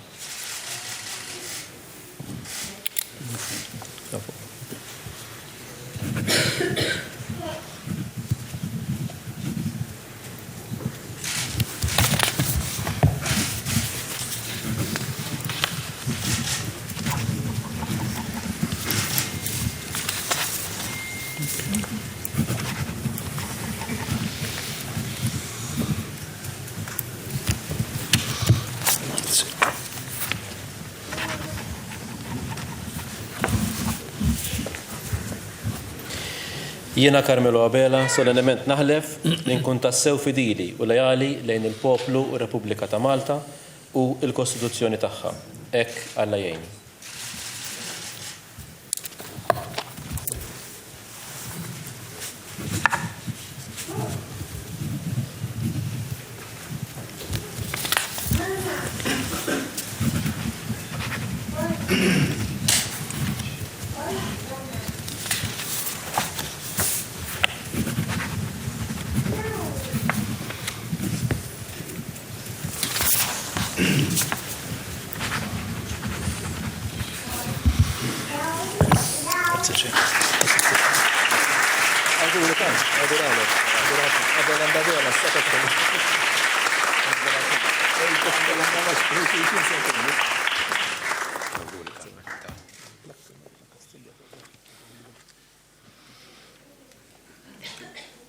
L-Onorevoli Ian Borg, Ministru għat-Trasport, l-Infrastruttura u l-Proġetti Kapitali.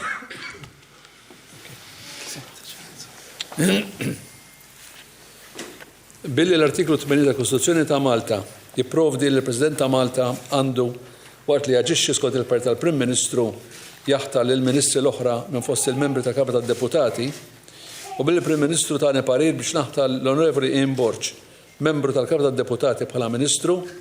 Issa għalhekk jiena George Vella, President ta' Malta, bis-saħħa tas-setat mogħtijin lili bl-imsemmi artiklu 80 tal-Kostituzzjoni ta' Malta b'dan naħtar l-Onorevoli Ian Borg bħala Ministru. Motet il-firma tiegħu s-siġil pubbliku ta' Malta fil-Palazz tal-Belt Valletta llum 15 Jannar 2020.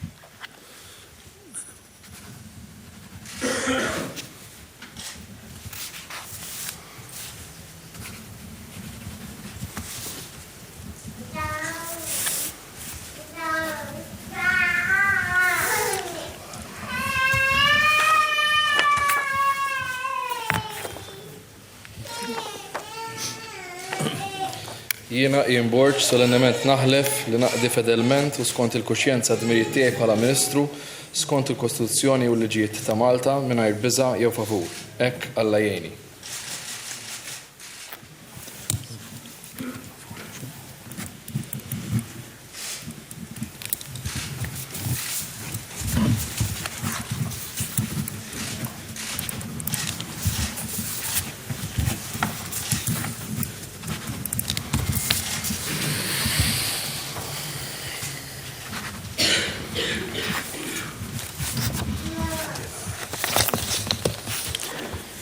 Jiena Ian Borg solennement naħlef li nkun tassew fidili u lejali lejn il-poplu u r-Repubblika ta' Malta u l-Kostituzzjoni tagħha. Hekk Alla jgħinni.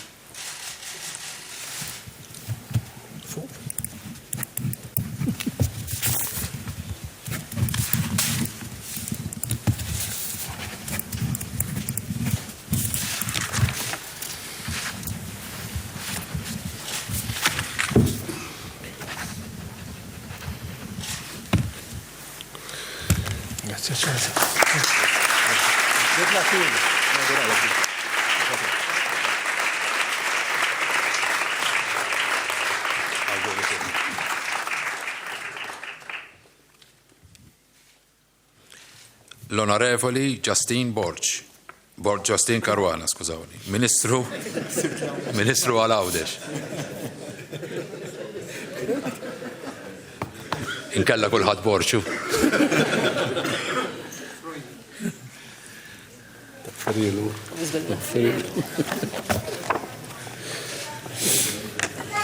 Billi l-artiklu 80 tal-Kostituzzjoni ta' Malta jipprovdi l-President ta' Malta għandu waqt li jaġixxi skont il-Partit tal-Prim Ministru jaħtar lill ministri l-oħra minn fost il-membri tal-Kamra tad-Deputati u billi l-Prim Ministru tagħni parir biex naħtar l-Onorevoli Justine Caruana, membru tal-Kamra tad-Deputati bħala Ministru. Issa għalhekk jiena George Vella, President ta' Malta, President bis-saħħa tas-setat mogħtijin lili b'msemmi artiklu 80 tal-Kostituzzjoni ta' Malta b'dan naħtar l-Onorevoli Justine Caruana bħala Ministru. Moti taħt il-firma tiegħi u s-siġil pubbliku ta' Malta fil-Palazz tal-Belt Valletta illum 15 Jannar 2020.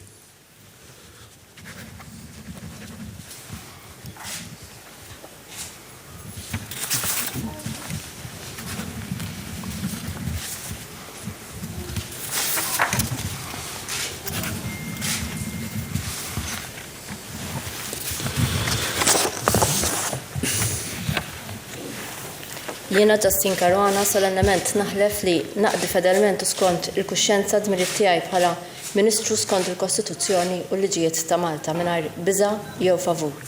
Hekk Alla jgħinni.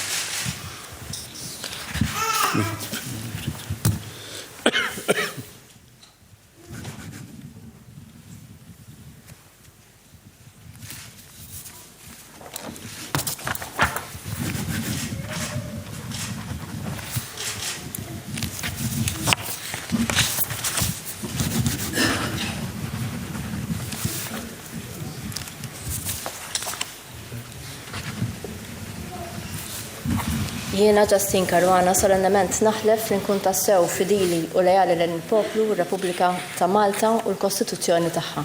Hekk Alla jgħinni.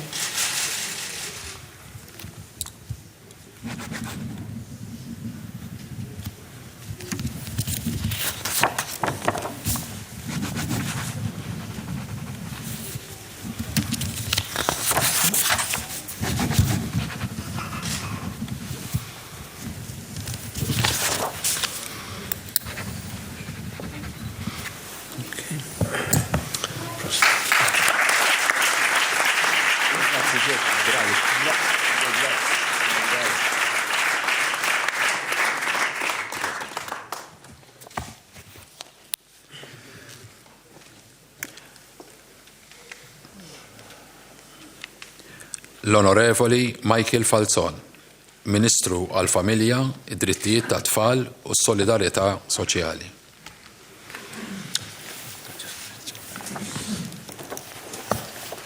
Bil-artiklu 80 tal-Kostituzzjoni ta' Malta jipprovdi li l-President ta' Malta għandu waqt li jaġixxi skont il-parir tal-Prim Ministru jaħtar lil ministri l-oħra minn fost il-membri tal-Kamra tad-Deputati u bil-Prim Ministru tagħna parir biex naħtar l-Onorevoli Michael Falzon, membru tal-Kamra tad-Deputati bħala Ministru. Issa lek jiena George Vella, President ta' Malta, bis-saħħa tas-setat potijin lili l-imsemmi artiklu 80 tal-Kostituzzjoni ta' Malta b'dan naħtar l-Onorevoli Michael Falzon bħala Ministru. Moti taħt il-firma tiegħi u s-siġil pubbliku ta' Malta fil-Palazz tal-Belt Valletta illum 15 ta' Jannar 2020.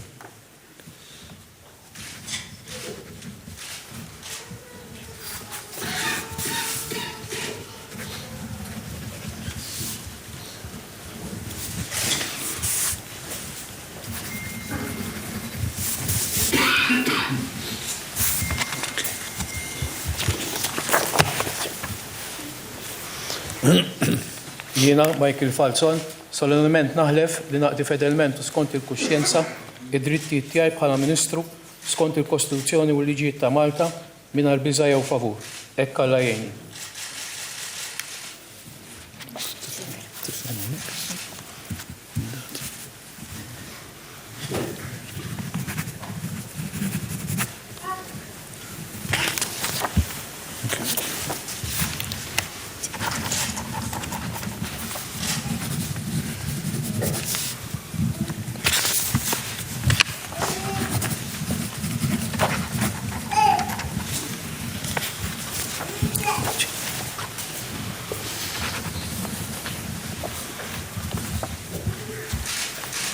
Jiena Michael Falzon solennement naħlef inkun tassew fidili u lejali lejn il-poplu u Repubblika ta' Malta u l-Kostituzzjoni tagħha.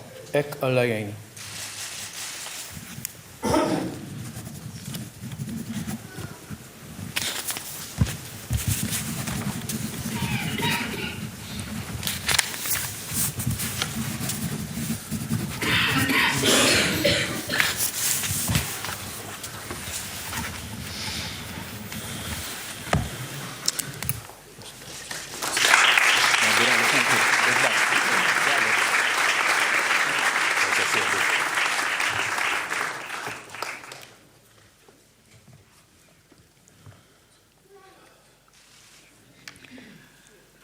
L-Onorevoli Edward Zammit Lewis, Ministru għall-Ġustizzja, l-Ugwaljanza u l-Governanza.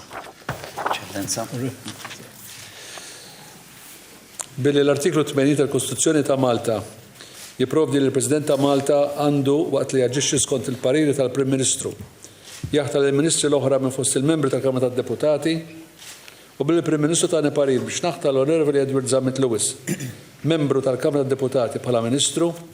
Issa lek jiena George Vella, President ta' Malta, bis-saħħa tas-setat potija lili bl-imsemmi artiklu 80 tal-Kostituzzjoni ta' Malta, dan naħtar l-Onorevoli Edward Zammit Lewis bħala Ministru. Mota il-firma tiegħi u s-siġil pubbliku ta' Malta fil-Palazz tal-Belt Valletta llum 15 ta' Jannar 2020.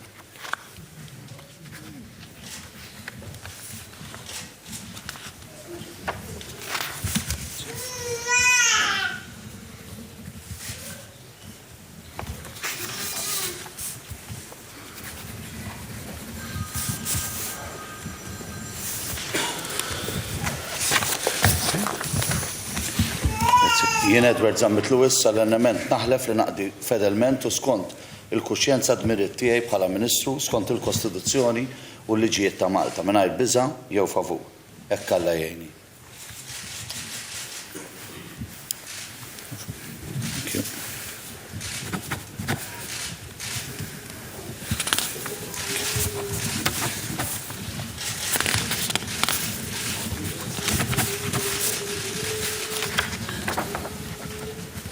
Grazzi.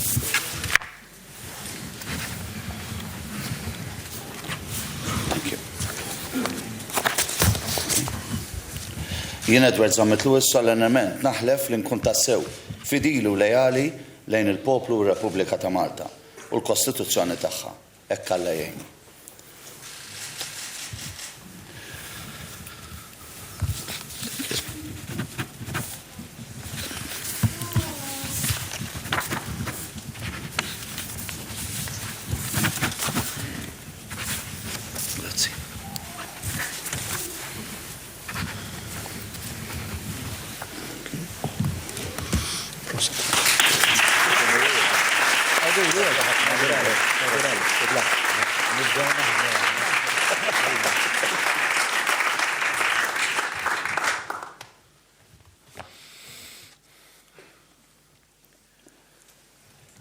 L-Onorevoli Rodri Galdes, Ministru għall-Akkomodazzjoni Soċjali.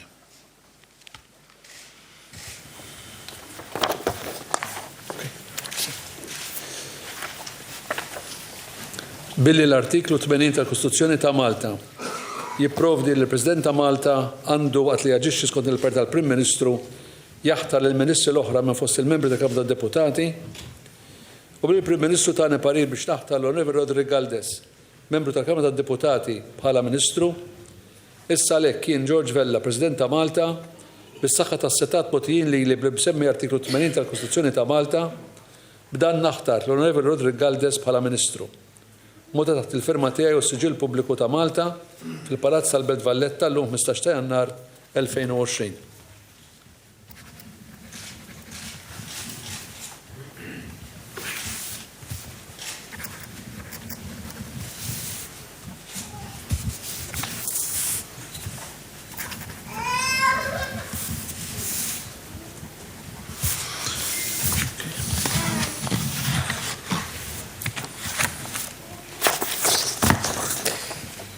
Jiena Rodri Galdes solennement naħlef li naqdi fedelmentu skont il-kuxjenza d-merijiet tiegħi bħala Ministru skont il-Kostituzzjoni u l-liġijiet ta' Malta mingħajr biża' jew favur. Hekk Alla jgħinni.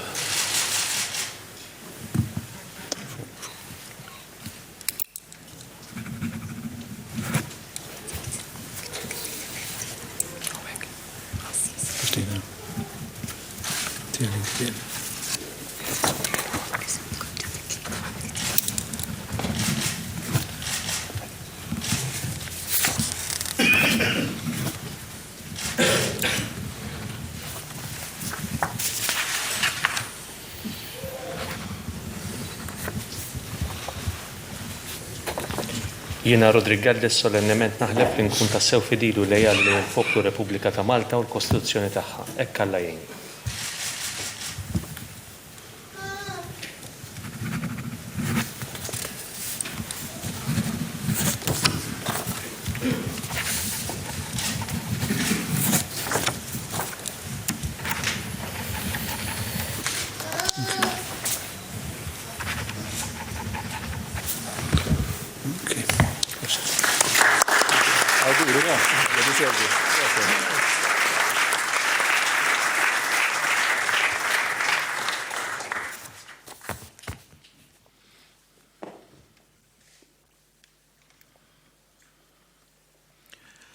L-Onorevoli Silvio Xkembri, Ministru għall-Ekonomija, l-Investiment u n-Negozji Żgħar.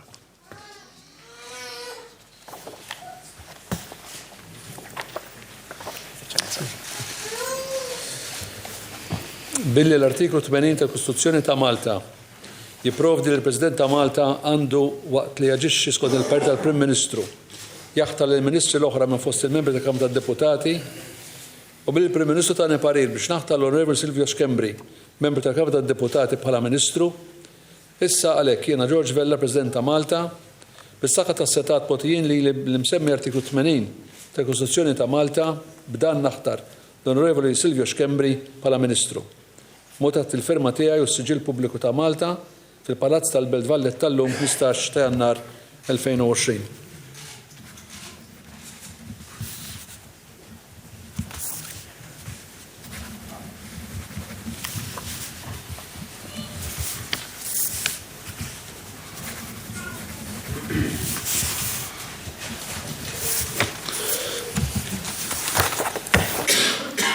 Jiena, Silvio Xkembri, solennament naħlef li naqdi fedelment u skont il-kuxjenza id-dmirijiet tiegħi bħala Ministru skont il-Kostituzzjoni u l-liġijiet ta' Malta mingħajr biża' jew favur. Hekk Alla jgħinni.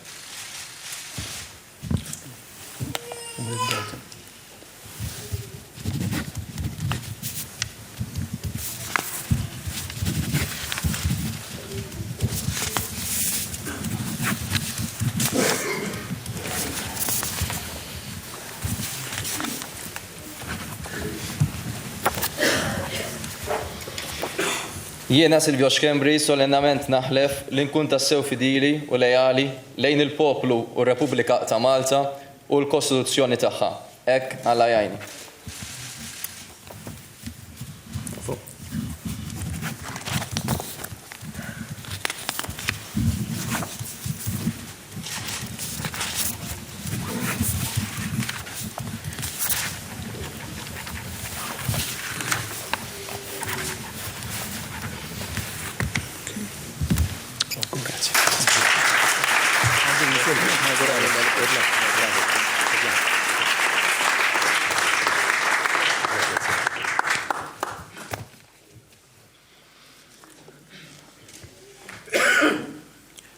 L-Onorevoli Giulia Farrugia Portelli, Ministru għat-Turizmu.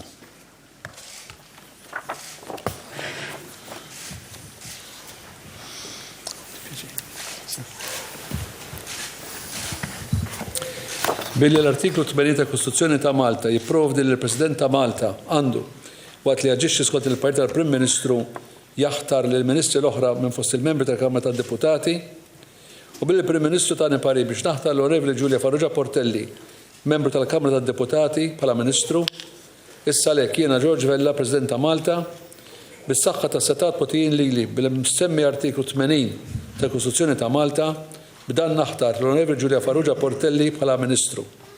Mota taħt il-firma tiegħi u s-Siġil Pubbliku ta' Malta fil-Palazz tal-Belt Valletta illum 15 ta' Jannar 2020.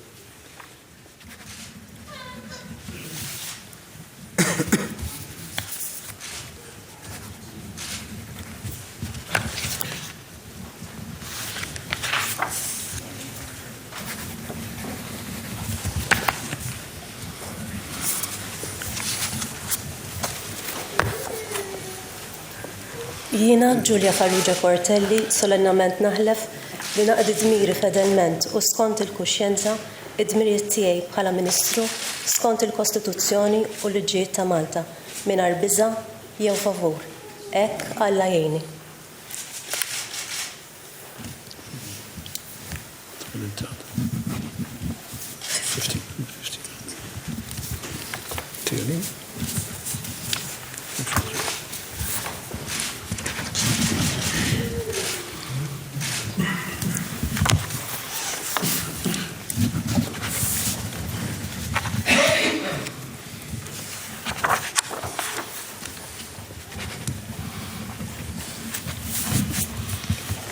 Jiena Giulia Farrugia Portelli solennament naħlef li nkun tassew fidili u lejali lejn il-poplu u r-Repubblika ta' Malta u l-Kostituzzjoni tagħha.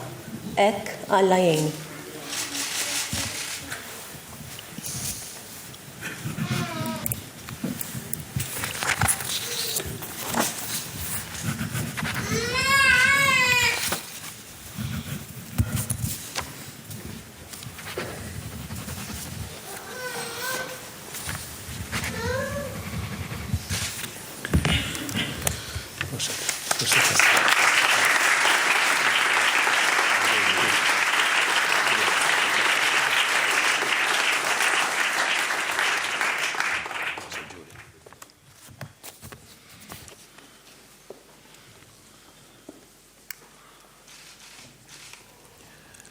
L-Onorevoli Aron Farrugia, Ministru għall-Ambjent, it-tibdil fil-klima u l-ippjanar.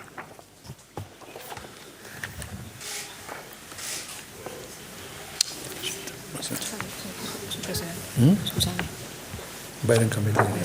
Byron.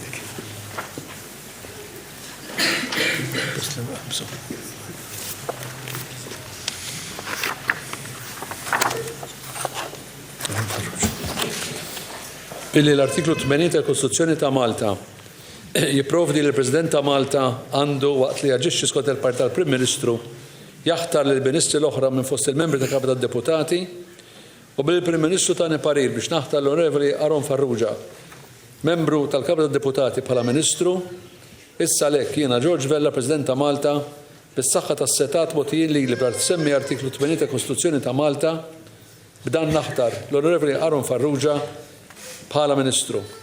Motet il-firma tiegħi u s-siġil pubbliku ta' Malta fil-Palazz tal-Belt Valletta llum 15 ta' Jannar 2020.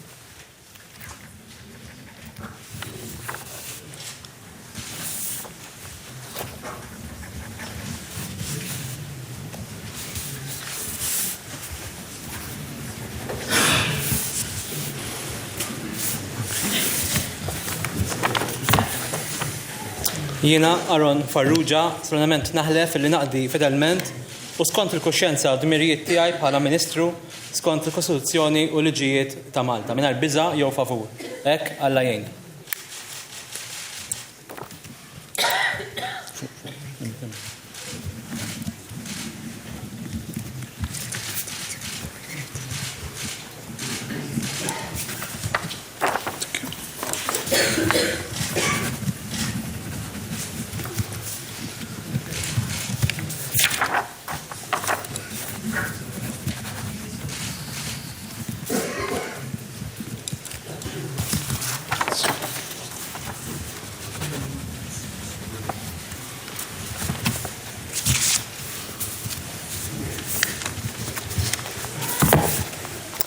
Jiena Aron Farrugia solennement naħlef li nkun tassew fidili u leali lejn il-poplu u r-Repubblika ta' Malta u l-Kostituzzjoni tagħha. Hekk Alla jgħinni.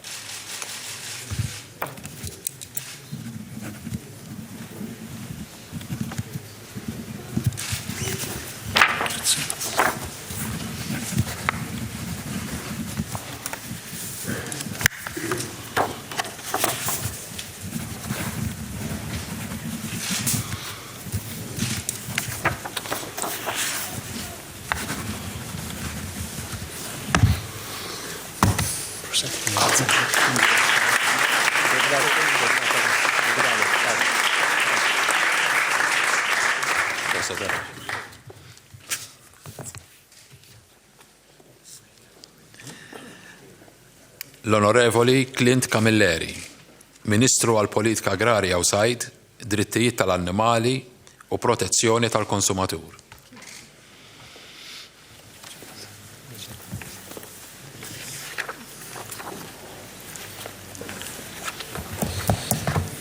Bil-artiklu 80 tal-Kostituzzjoni ta' Malta jipprovdi li l-President ta' Malta għandu waqt li jaġixxi skont il-Partit tal-Prim Ministru jaħtar lill-Ministri l-oħra minn fost il-membri tal-Kamra tad-Deputati u bil-Prim Ministru tani parir biex naħtar l-Onorevoli Clint Camilleri, membru tal-Kamra tad-Deputati bħala Ministru, issa lek jiena George Vella, President ta' Malta, bis-saħħa tas-setat mogħtijin li bsemmi artiklu 80 tal-Kostituzzjoni ta' Malta dan naħtar l-Onorevoli Clint Camilleri bħala Ministru. Moti taħt il-firma tiegħi u s-siġil pubbliku ta' Malta fil-Palazz tal-Belt Valletta illum 15 ta' Jannar 2020.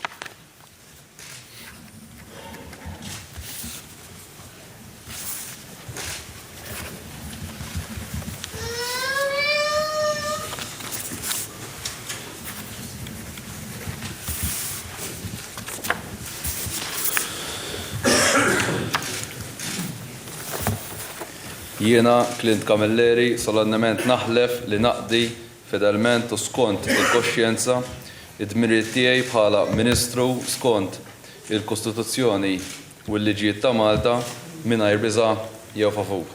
Hekk Alla jgħinni.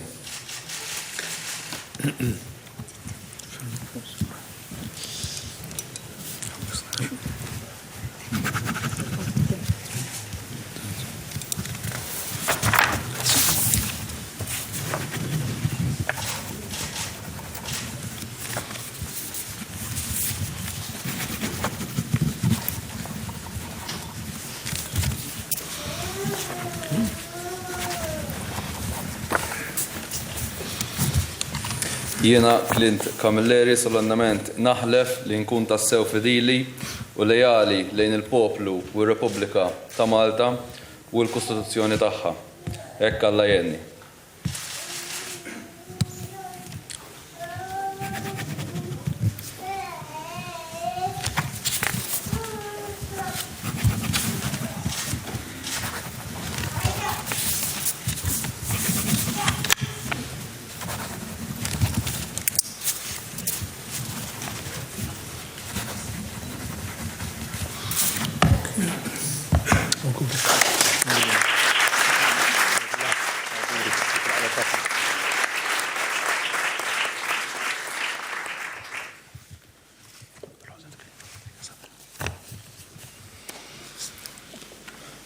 L-Onorevoli Byron Camilleri, Ministru għall-Intern, is-Sigurtà Nazzjonali u l-Infurzar tal-Liġi.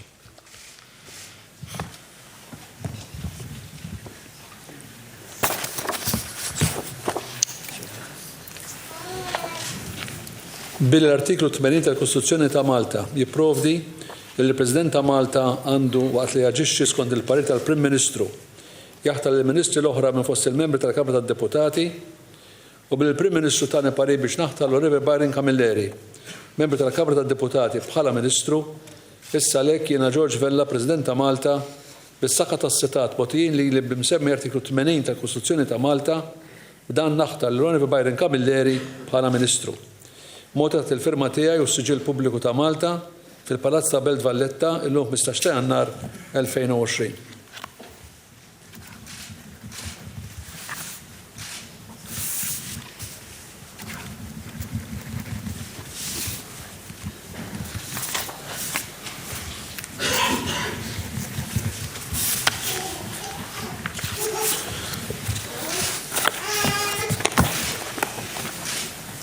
Jiena Byron Camilleri solennament naħlef li naqdi fedelment u skont il-kuxjenza id-dmirijiet tiegħi bħala Ministru skont il-Kostituzzjoni u l-liġijiet ta' Malta mingħajr biża' jew favur. Hekk Alla jgħinni.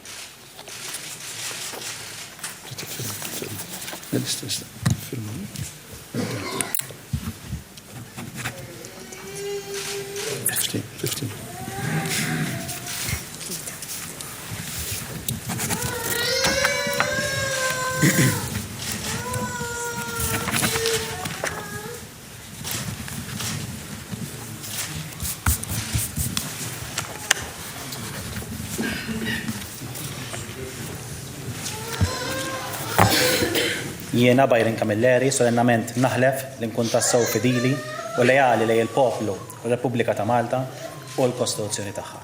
Hekk Alla jgħinni.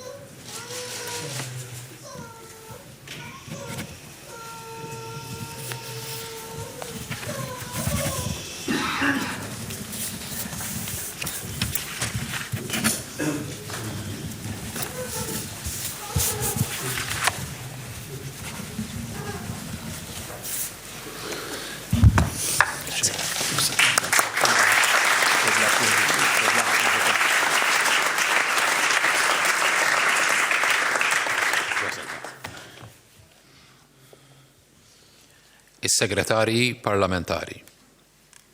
L-Onorevoli Stefan Zrinzo Zoppardi, Segretarju Parlamentari għal Fondi Ewropej fil-Ministeru għall-Affarijiet Barranin u Ewropej.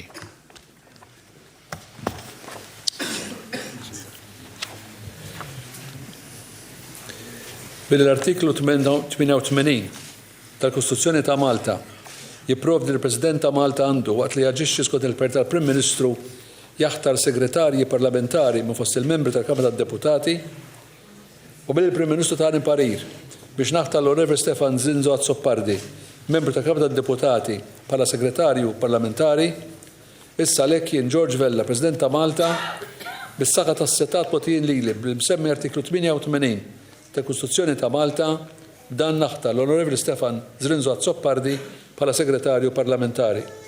Motat il-firma tiegħu u s-Siġil Pubbliku ta' Malta fil-Palazz tal-Belt Valletta llum 15 ta' Jannar 2020.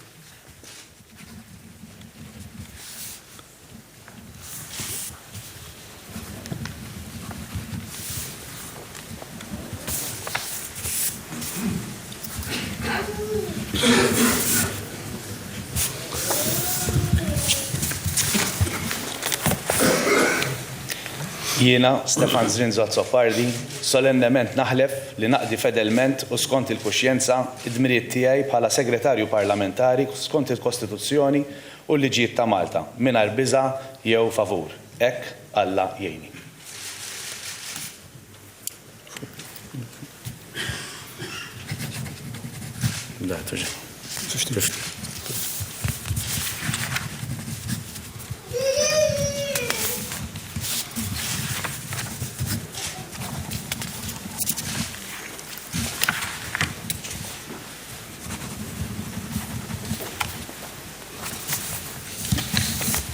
Jiena, Stefan Zrinzo Zoppardi, solennement naħlef li nkun tassew fidili u lejali lejn il-poplu Repubblika ta' Malta u l-Kostituzzjoni tagħha. Hekk Alla jgħinni.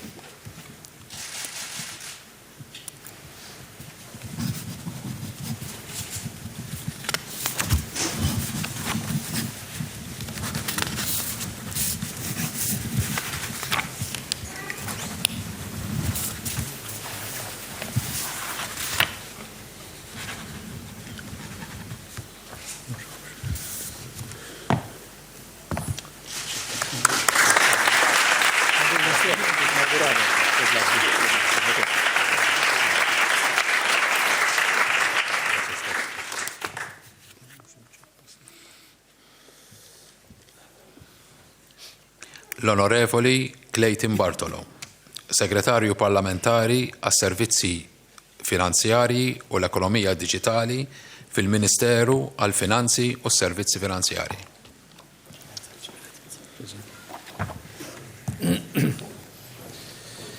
Billi l-artiklu 88 tal-Kostituzzjoni ta' Malta jipprovdi l-President ta' Malta għandu waqt li jaġixxi skont il-parir tal-Prim Ministru jaħtra segretarji parlamentari minn fost il-membri tal-Kamra tad-Deputati u bil-Prim Ministru tani parir biex naħtar l-Onorevoli Clayton Bartolo, membru tal-Kamra tad-Deputati bħala segretarju parlamentari, issa lek jiena George Vella, President ta' Malta, bis-saħħa tas-setat plotijin li bsemmi artiklu 88 tal-Kostituzzjoni ta' Malta b'dan naħtar l-Onorevoli Clayton Bartolo bħala segretarju parlamentari.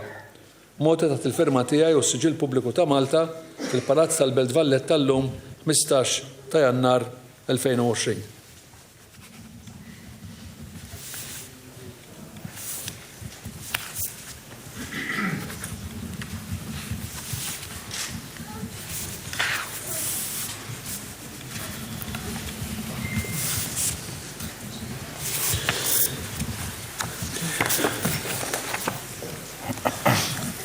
Jiena, Clayton Bartolo, solennement naħlef li naqdi fedelment u skont il-kuxjenza dmirijiet tiegħi bħala segretarju parlamentari skont il-Kostituzzjoni u l-liġijiet ta' Malta mingħajr biża' jew favur. Hekk Alla jgħinni.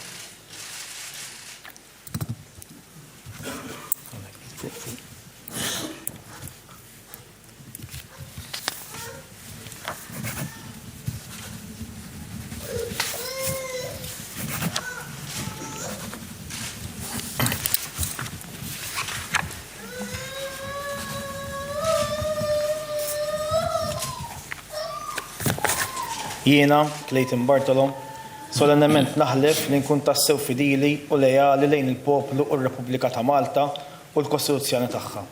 Hekk Alla jgħinni.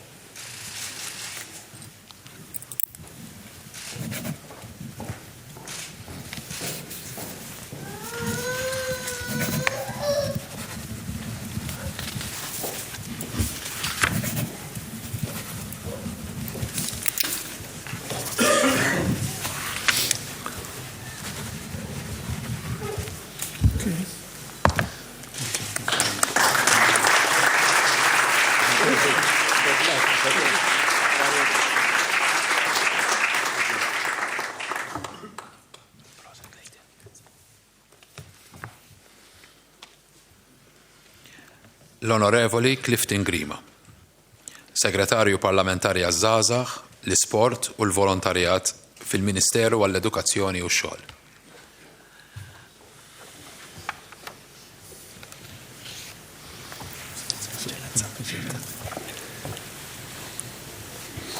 Billi l-artiklu 88 tal-Kostituzzjoni ta' Malta jipprovdi li l-President ta' Malta għandu waqt li jaġixxi skont il-per tal-Prim Ministru jaħtar segretarji parlamentari minn fost il-membri tal-Kamra tad-Deputati u billi l-Prim Ministru tagħni parir biex naħtar l-Onorevoli Clifton Grima, membru tal-Kamra tad-Deputati bħala segretarju parlamentari, issa lek jiena George Vella, President ta' Malta, bis-saħħa tas-setat potjin li bl-msemmi artiklu 88 tal-Kostituzzjoni ta' Malta dan naħtar l-Onorevoli Clifton Grima bħala segretarju parlamentari. Mod taħt il-firma tiegħi u s-siġil pubbliku ta' Malta fil-Palazz tal-Belt Valletta illum 15 ta' Jannar 2020.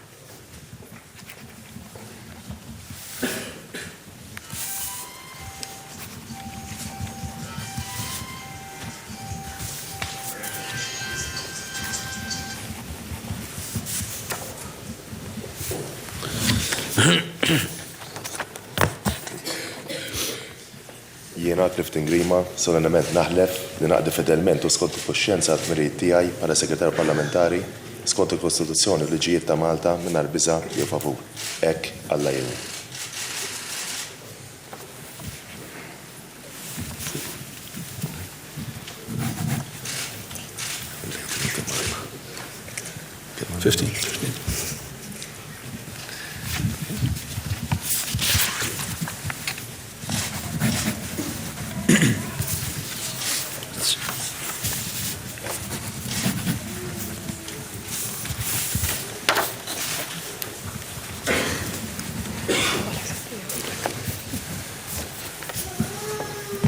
Jiena Clifton Grima solennement naħlef li nkun tassew fidili u lejali lejn il-poplu Repubblika ta' Malta u l-Kostituzzjoni tagħha.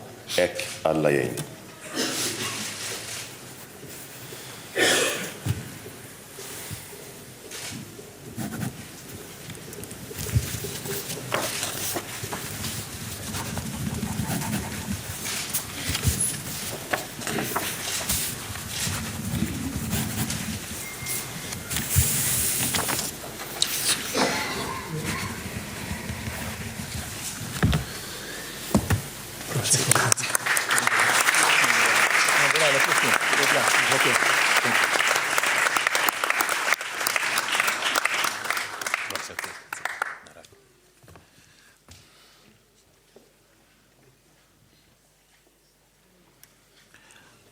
L-Onorevoli Krista Ġus, Segretarju Parlamentari għall-Artijiet u l-Kostruzzjoni fil-Ministeru għat-Trasport, l-Infrastruttura u l-Proġetti Kapitali. Billi l-artiklu 88 tal-Kostituzzjoni ta' Malta jipprovdi li l-President ta' Malta għandu waqt li jaġixxi skont il-Parir tal-Prim Ministru jaħtar segretarji parlamentari minn fost il-membri tal-Kamra tad-Deputati u billi l-Prim Ministru tagħni parir biex naħtar l-Onorevoli Krista Ġus, membru tal-Kamra tad-Deputati bħala segretarju parlamentari, issa lek jiena George Vella, President ta' Malta, bis-saħħa tas-setat potjin li b'imsemmi artiklu 88 tal-Kostituzzjoni ta' Malta b'dan naħtar l-Onorevoli Krista Ġus bħala segretarju parlamentari. Mod taħt il-firma tiegħi u s-siġil pubbliku ta' Malta fil-Palazz tal-Belt Valletta llum 15 ta' Jannar 2020.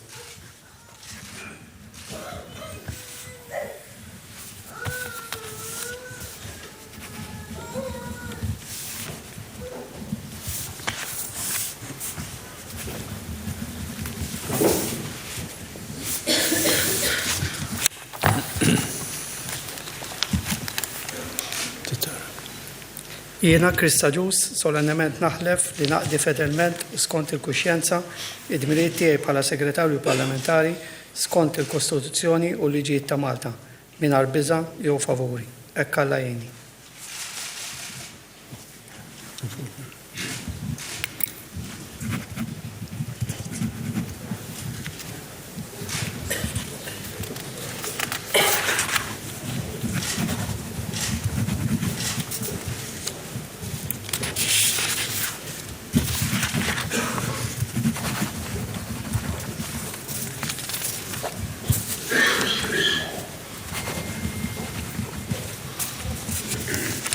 Jiena Krista Ġus solennement naħlef li nkun tassew fidili u lejali lejn il-poplu u r-Repubblika ta' Malta u l-Kostituzzjoni tagħha. Hekk Alla jgħinni.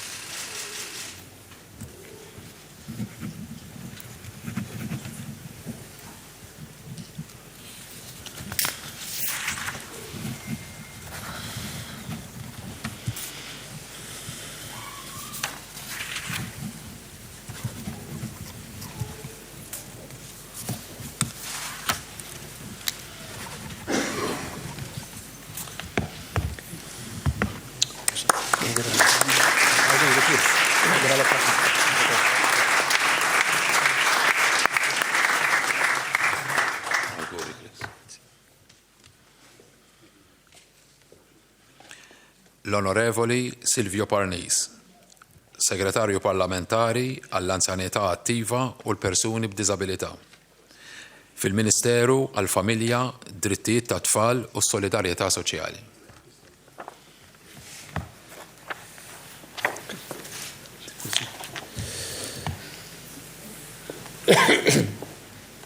Bil-artiklu 88 tal-Kostituzzjoni ta' Malta jipprovdi il-President ta' Malta għandu waqt li jaġixxi skont il-Partit tal-Prim Ministru jaħtar segretarji parlamentari minn fost il-membri tal-Kamra tad-Deputati u bil-Prim Ministru tani parir biex naħtar l-Onorevoli Silvio Parnis, membru tal-Kamra tad-Deputati bħala segretarju parlamentari, issa lek jiena George Vella, President ta' Malta, bis-saħħa tas-setat mogħtijin li bl-imsemmi artiklu 88 tal-Kostituzzjoni ta' Malta dan naħtar l-Onorevoli Silvio Parnis bħala segretarju parlamentari.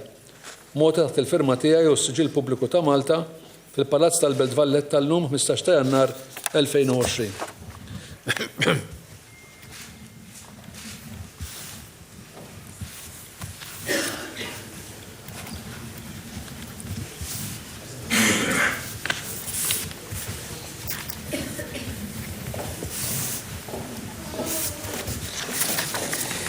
Jiena Silvio Parnis solament naħlef li naqdi fedelment u skont il-kuxjenza id-dmirijiet tiegħi bħala segretarju parlamentari skont il-Kostituzzjoni u l-liġijiet ta' Malta mingħajr biża' jew favur.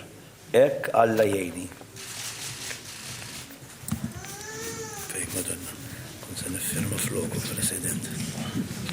Skull l-istra dal-bora. Id-dejt kemm għandna? 15. Issa ħalli kompleti, kompli għamna 20. Għamna nisru.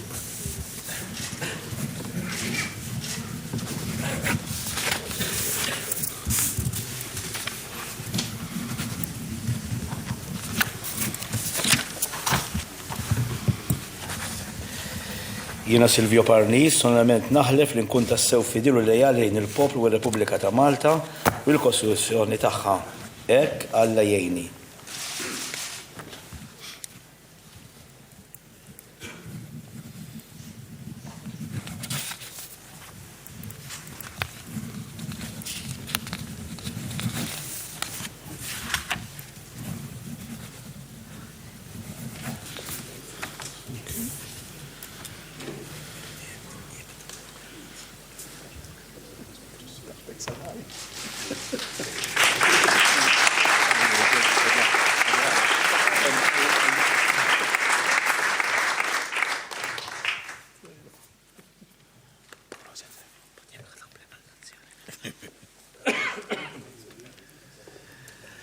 L-Onorevoli Rosien Kutajjar, Segretarju Parlamentari għall-Ugwaljanza u r-Riformi fil-Ministeru għall-Ġustizzja, l-Ugwaljanza u l-Governanza.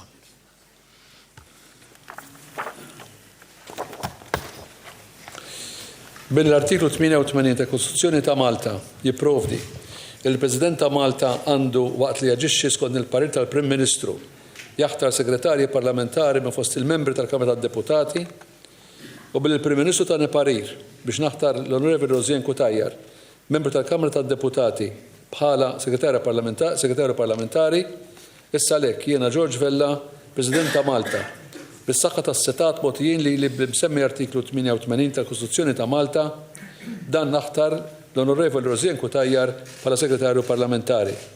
Mota taħt il-firma tiegħi u s-Siġil Pubbliku ta' Malta fil-Palazz tal-Belt Valletta illum 15 ta' Jannar 2020.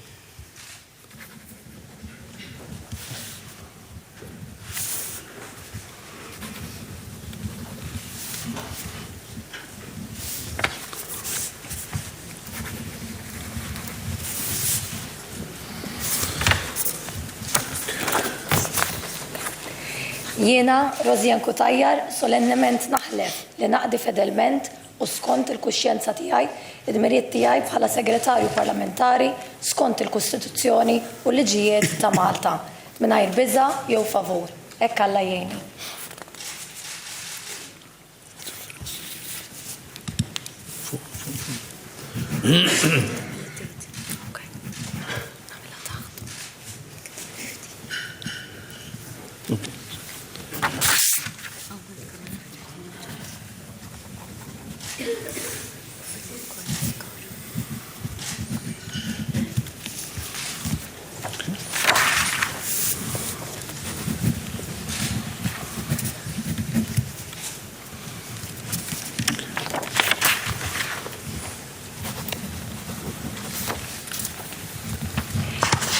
Jiena, Rozjan Kutajjar, solennement naħlef li nkun tassew fidili u lejali lejn il-poplu u r-Repubblika ta' Malta u l-Kostituzzjoni tagħha. Hekk Alla jgħinni.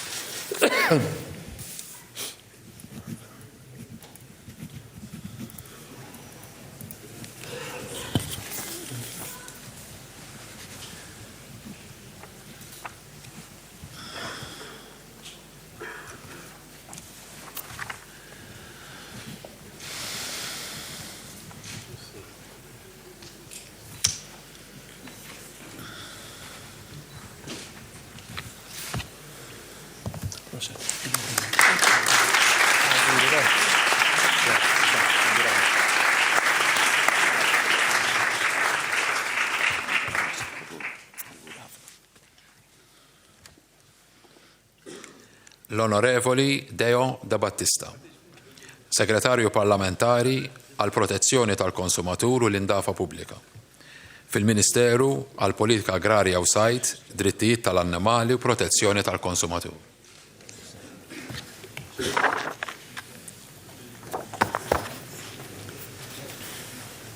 Bil-artiklu 88 ta' Kostituzzjoni ta' Malta jipprovdi li l-President ta' Malta għandu waqt li jaġixxi skont il-parir tal-Prim Ministru jaħtar segretarji parlamentari ma' fost il-membri tal-Kamra tad-Deputati u bil-Prim Ministru ta' parir biex naħtar l-Onorevoli Deo Da Battista, membru tal-Kamra tad-Deputati bħala segretarju parlamentari, issa lek jiena George Vella, President ta' Malta, bis-saħħa tas-setat li motijin li mill-imsemmi artiklu 88 tal-Kostituzzjoni ta' Malta, dana naħtar l-Onorevoli Deo Da Battista bħala segretarju parlamentari. Moti taħt il-firma tiegħi u s-siġil pubbliku ta' Malta fil-Palazz tal-Belt Valletta illum 15 ta' Jannar 2020.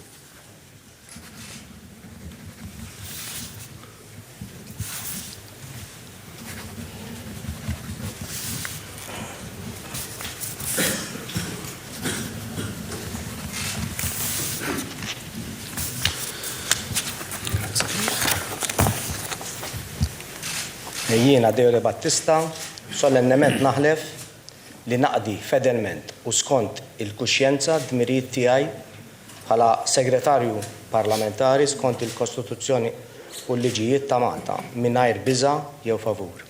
Hekk Alla jgħinni.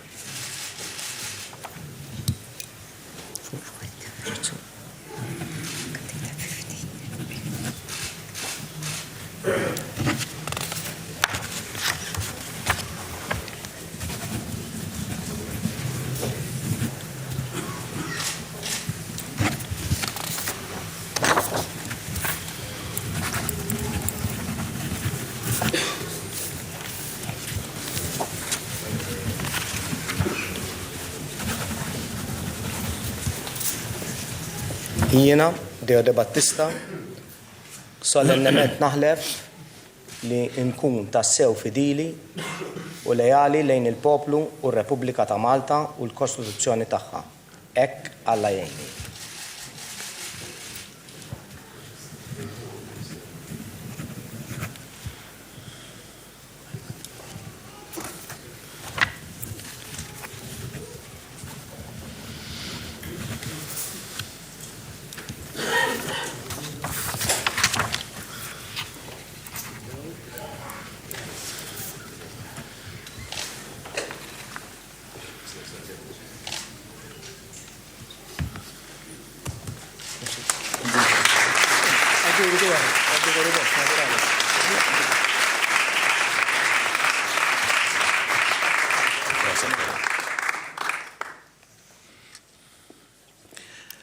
L-Onorevoli Alex Muscat, Segretarju Parlamentari għaċ-Ċittadinanza u l-Komunitajiet, fil-Ministeru għall-Intern, is-Sigurtà Nazzjonali u l-Infurzar tal-Liġi.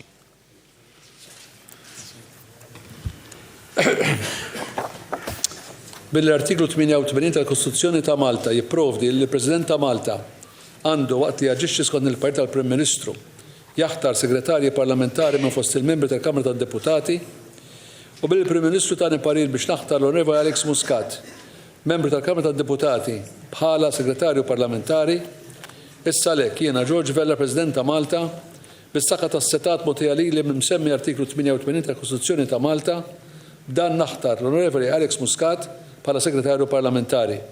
Mod taħt il-firma tiegħi u s-siġil pubbliku ta' Malta fil-Palazz tal-Belt Valletta tal-lum 15 ta' Jannar 2020.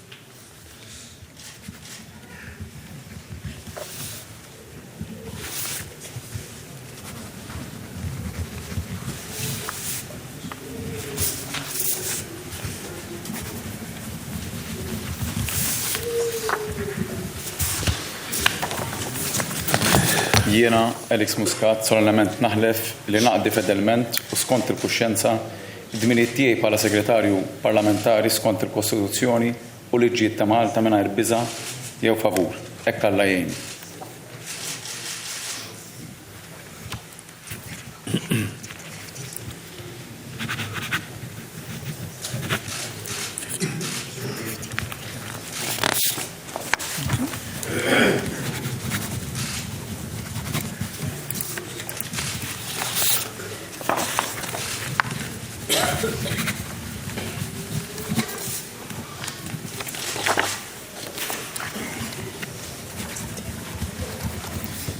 Jiena, Alex Muscat, solennement naħlef li nkun tassew fidil u lejali lejn il-poplu u Repubblika ta' Malta u l-Kostituzzjoni tagħha. Hekk Alla jgħinni.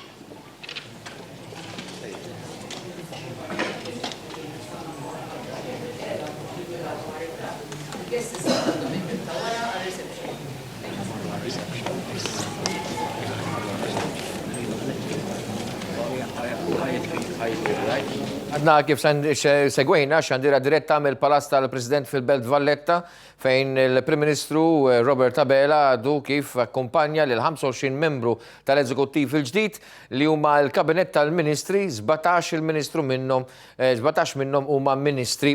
Għal dastant nistgħu nagħlqu dan il-kollegament live dan il-programm speċjali ta' One News u nġeddet l-appuntament magħkom għal minn hawn ftit tal-ħin ieħor. U minna ftit ieħor issa se nsegwu wkoll il-konferenza tal-apparijiet tal-Prim Ministru Robert Abela.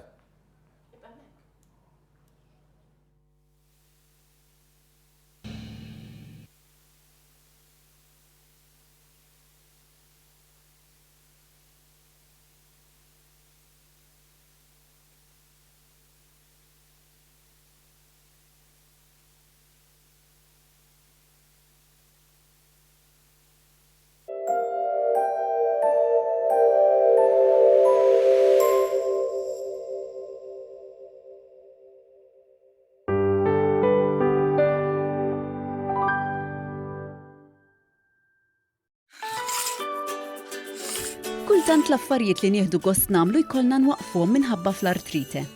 Biż-żmien il-ġogi tagħna jibdew jitmermru. Minħabba fl-artrite, il-ġogi affettwati jibbiesu u l-movimenti jisiru ta' tbatija. Il-mediċina ta' kontra l-uġieħtejn però tista' tintuża biss għal żmien qasir. Flexisec huwa s-soluzzjoni biex tibqa' attiv. Flexisec mhux mediċina iżda meta applikat b'mod regolari fuq il-ġog jillubrika l-ġog u bekk jelimina l-uġieħ u l-ebbusija assoċjata mal-artrite. B'riżultat ta' inqas uġieħ mal-moviment. Staqsi għal Flexisec għand l-ispiżjar Flexisec Gel.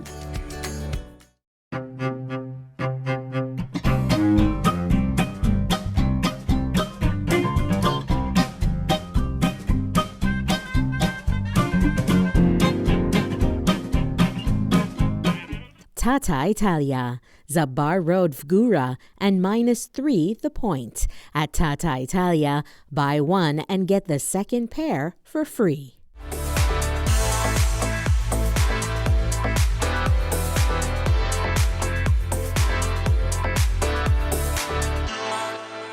Archetipo, exclusively available at Dino Fino Home. St Thomas Hospital is the newest and one of the most advanced hospitals in Malta, equipped with cutting-edge technology and state-of-the-art equipment. Our 3 operating theatres, radiology department, inpatient and outpatient services are here to take care of you. This is St Thomas Hospital. Don't let your chores take up your free time. Our Rapido machine can get your whole wash done in less than an hour. Take a picture of your laundry and the Rapido machine will suggest the best program with the right temperature and spin. Find the Rapido washing machine available at Vita Mayo. Variety is the spice of life. When it comes to cheese, we're all after quality, taste and variety. Fior di Vita. If it's Greek cheese, it's Fior di Vita. Best Deal Properties, iċċavetta għal proprjetà tal-ħolm tiegħek 9944-9606.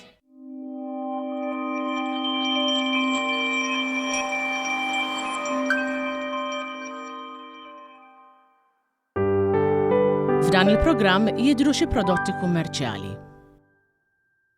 Segwi r-repetizzjoni ta' 1000 metodu għada l-ħamis fl-10 ta' filgħaxija. Nothing but a hound dog, cracking out bonjo mama. Some people can get away with anything, mawx ġustizzja. Qed tisma' lilna? Xilħna. Għandek il-qtates? Xiqtatis. Jekk taħseb li jtidħlulek il-ġrieden, għattusa tajba d-dar. Isma', ġew salmu kemm inna ma naraw. Hello? Lilek qed ngħid. Int, naf li qed tarana ta'? Mhux vera?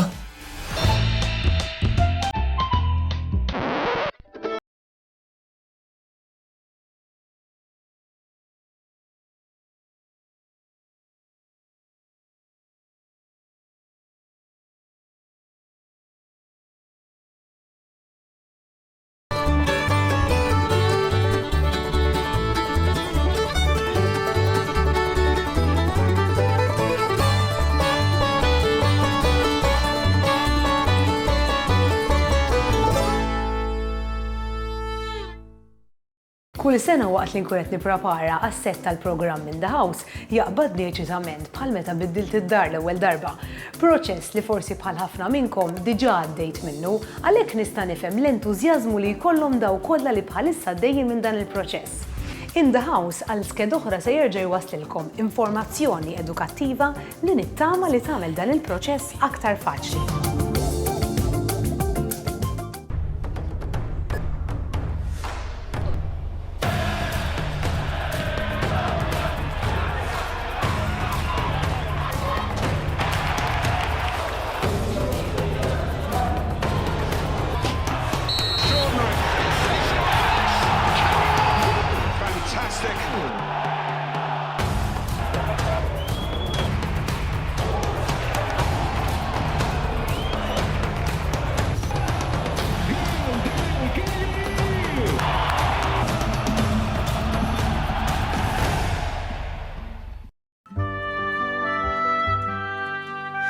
Edizzjoni speċjali tal-programm Aranjissa minn ġewwa l-Filippini. Iva, morna nżuru l-ifqar fost il-fqar.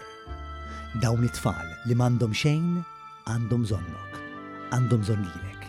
Inaqdu miegħi is-sibt li ġej sabiex niġbru donazzjonijiet ħalli l-ħajja ta' dawn it-tfal inbidluha verament mill-lejl għan-nar. Is-sibt li ġej Aranjissa, kunu miegħi. Titilfuħx.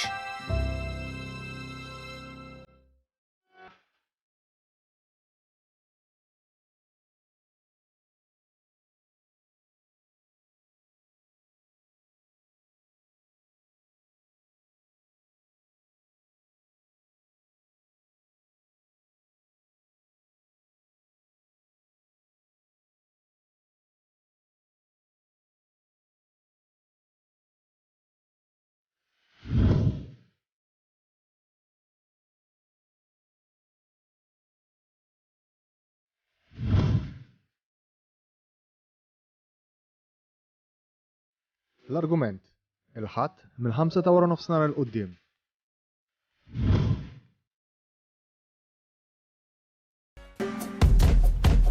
Starriċ tal-Eurobarometru juri li l-Maltin huma mħasbin bit-tibdil fil-klima. L-anzjani biħġarhom jieħdu l-opportunità permezz tal-passaport tal-kbar ta' Heritage Malta. L-Istrateġija Nazzjonali tal-Isport identifika aktar studenti b'potenzjal. Titlesta l-ewwel flyover tal-proġett tal-Junction tal-Marsa.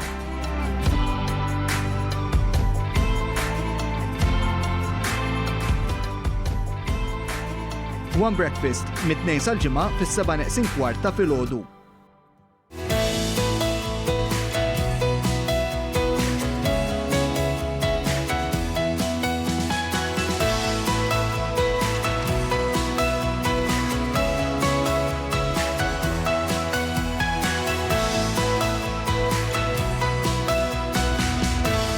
Espresso, l-għażla ta' filgħodu.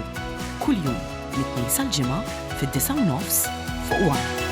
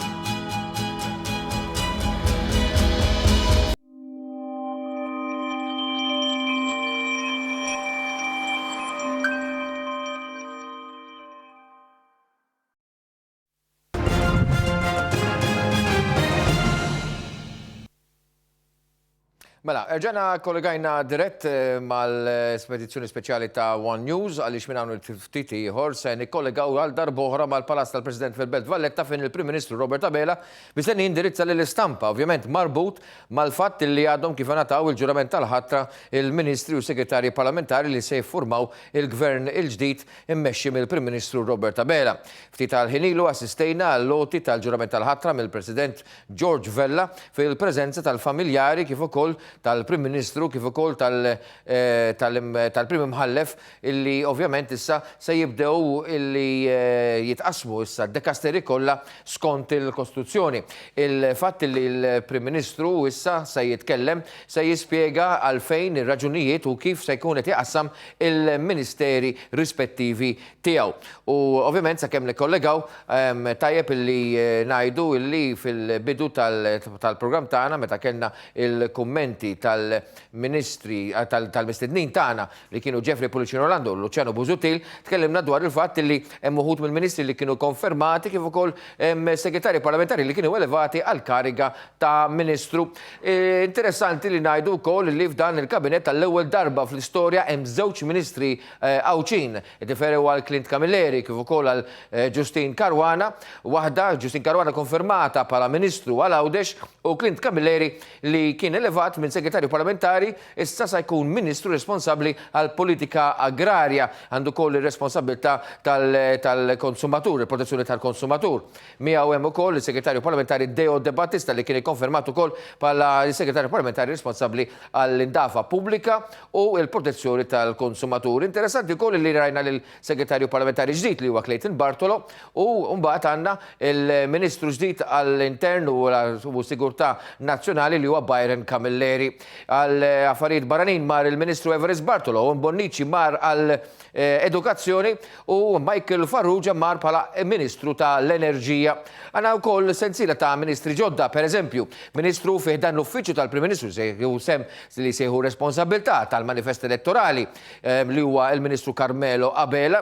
Għandna wkoll għall-ewwel darba segretarju parlamentari li huwa Alex Muscat li sejħu ħsieb iċ-ċittadinanza. U mbagħad għandna li Silvio Parnis li ħafideħ il-segretarjat parlamentari għal-anzjanità attiva. Insomma, hemm Rosjan Camilleri, Rosjan Kutajar, skużawni, illi se tieħu ħsieb issa l-ugwaljanza, hemm il-fondi Ewropej, responsabbli tiegħu Stefan Zrinzo Zoppardi. Insomma, hemm diversi ismijiet ġodda li karatterizzaw dan il-kabinet tal-Ministri u Segretarji Parlamentari illi fuq keltej jew komment li wieħed jista' jagħmel li huwa l-iktar wieħed żagħżugħ fl-istorja politika ta' pajjiżna għaliex l-età medja hija ta' madwar 40 sena.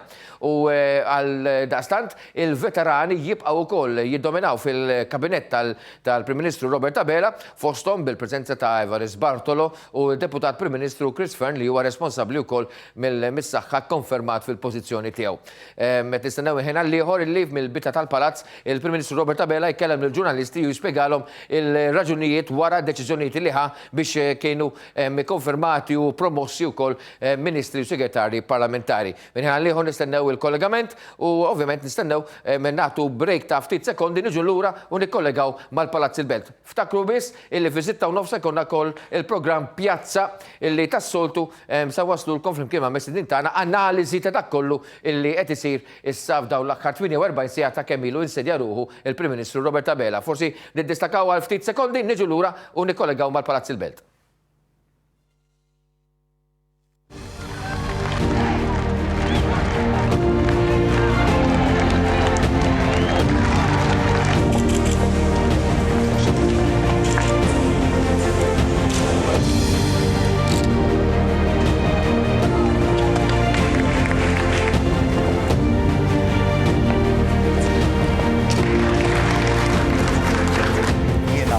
Abela, solennement naħlef li nkun tassew fidili u lejali lejn il-poplu u r-Repubblika ta' Malta u l-Kostituzzjoni tagħha. Hekk Alla jgħinni.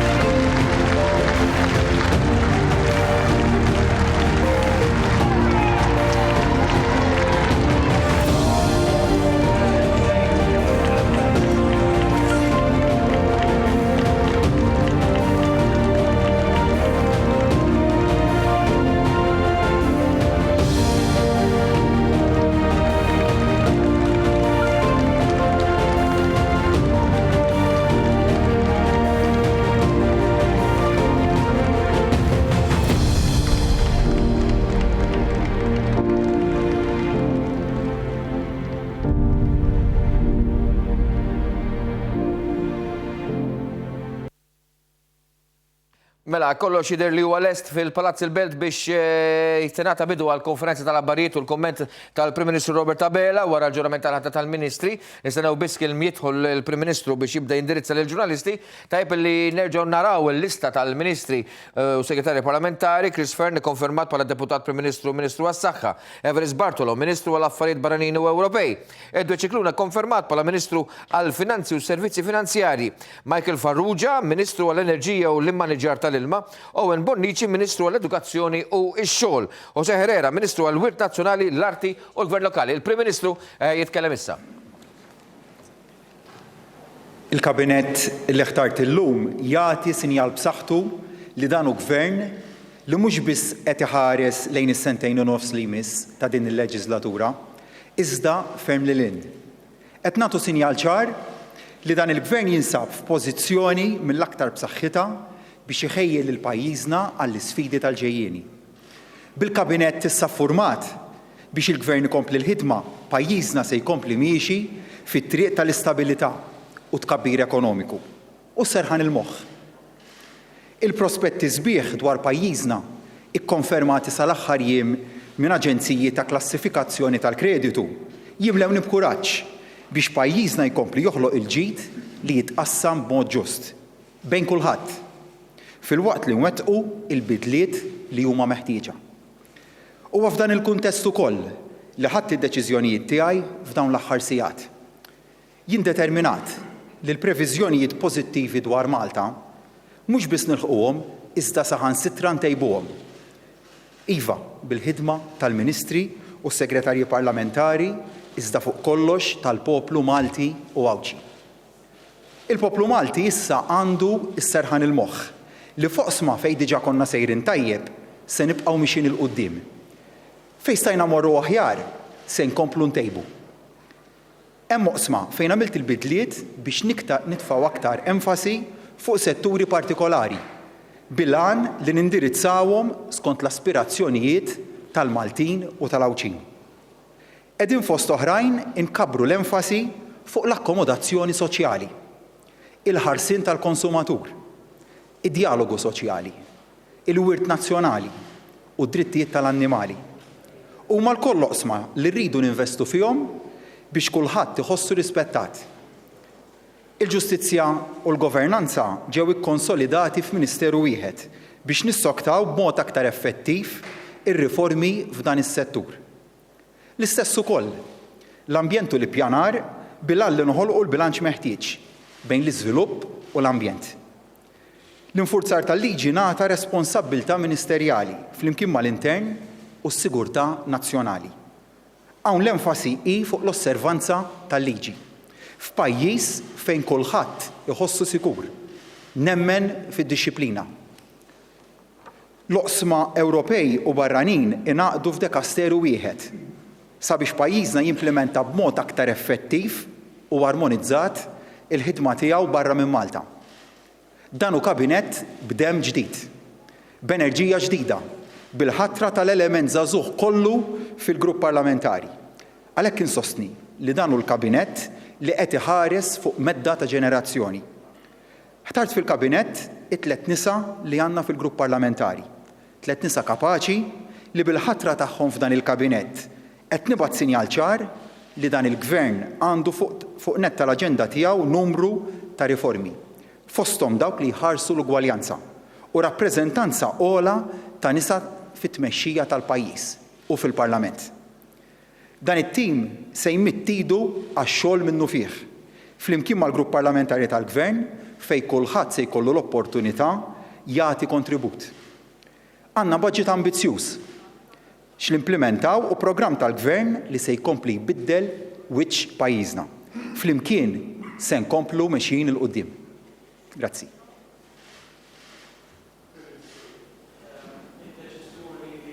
Mela għadna kif smajna lill-Prim Ministru Robert Abela li għadu kif indirizza lill-istampa fejn nitkellem dwar il-deċiżjonijiet tiegħu li interessanti tliet nisa li kellu fil-grupp parlamentari inħattru kollha fil-karigi eżekuttivi kif ukoll interessanti wkoll li uża l-element kollu żagħżugħ f'dan il-grupp parlamentari tal-gvern. Għadastant, wieħed jista' jkonkludi wkoll li l-kumment tal-Prim Ministru kien illi dan huwa il-gvern u l-kabinett ta' ministri ta' serħan il-moħħ. Ibqgħu magħna dejjem fuq għal. Minn ftit ieħor nibdew pjazza fis-6:30 puntwali se nkunu magħkom biex nwaslulkom l-analiżi dettaljata dwar din il-ġurnata oħra impenjattiva tal-Prim Ministru u l-Gvern immexxi minnu. Ibqgħu magħna fuq għal.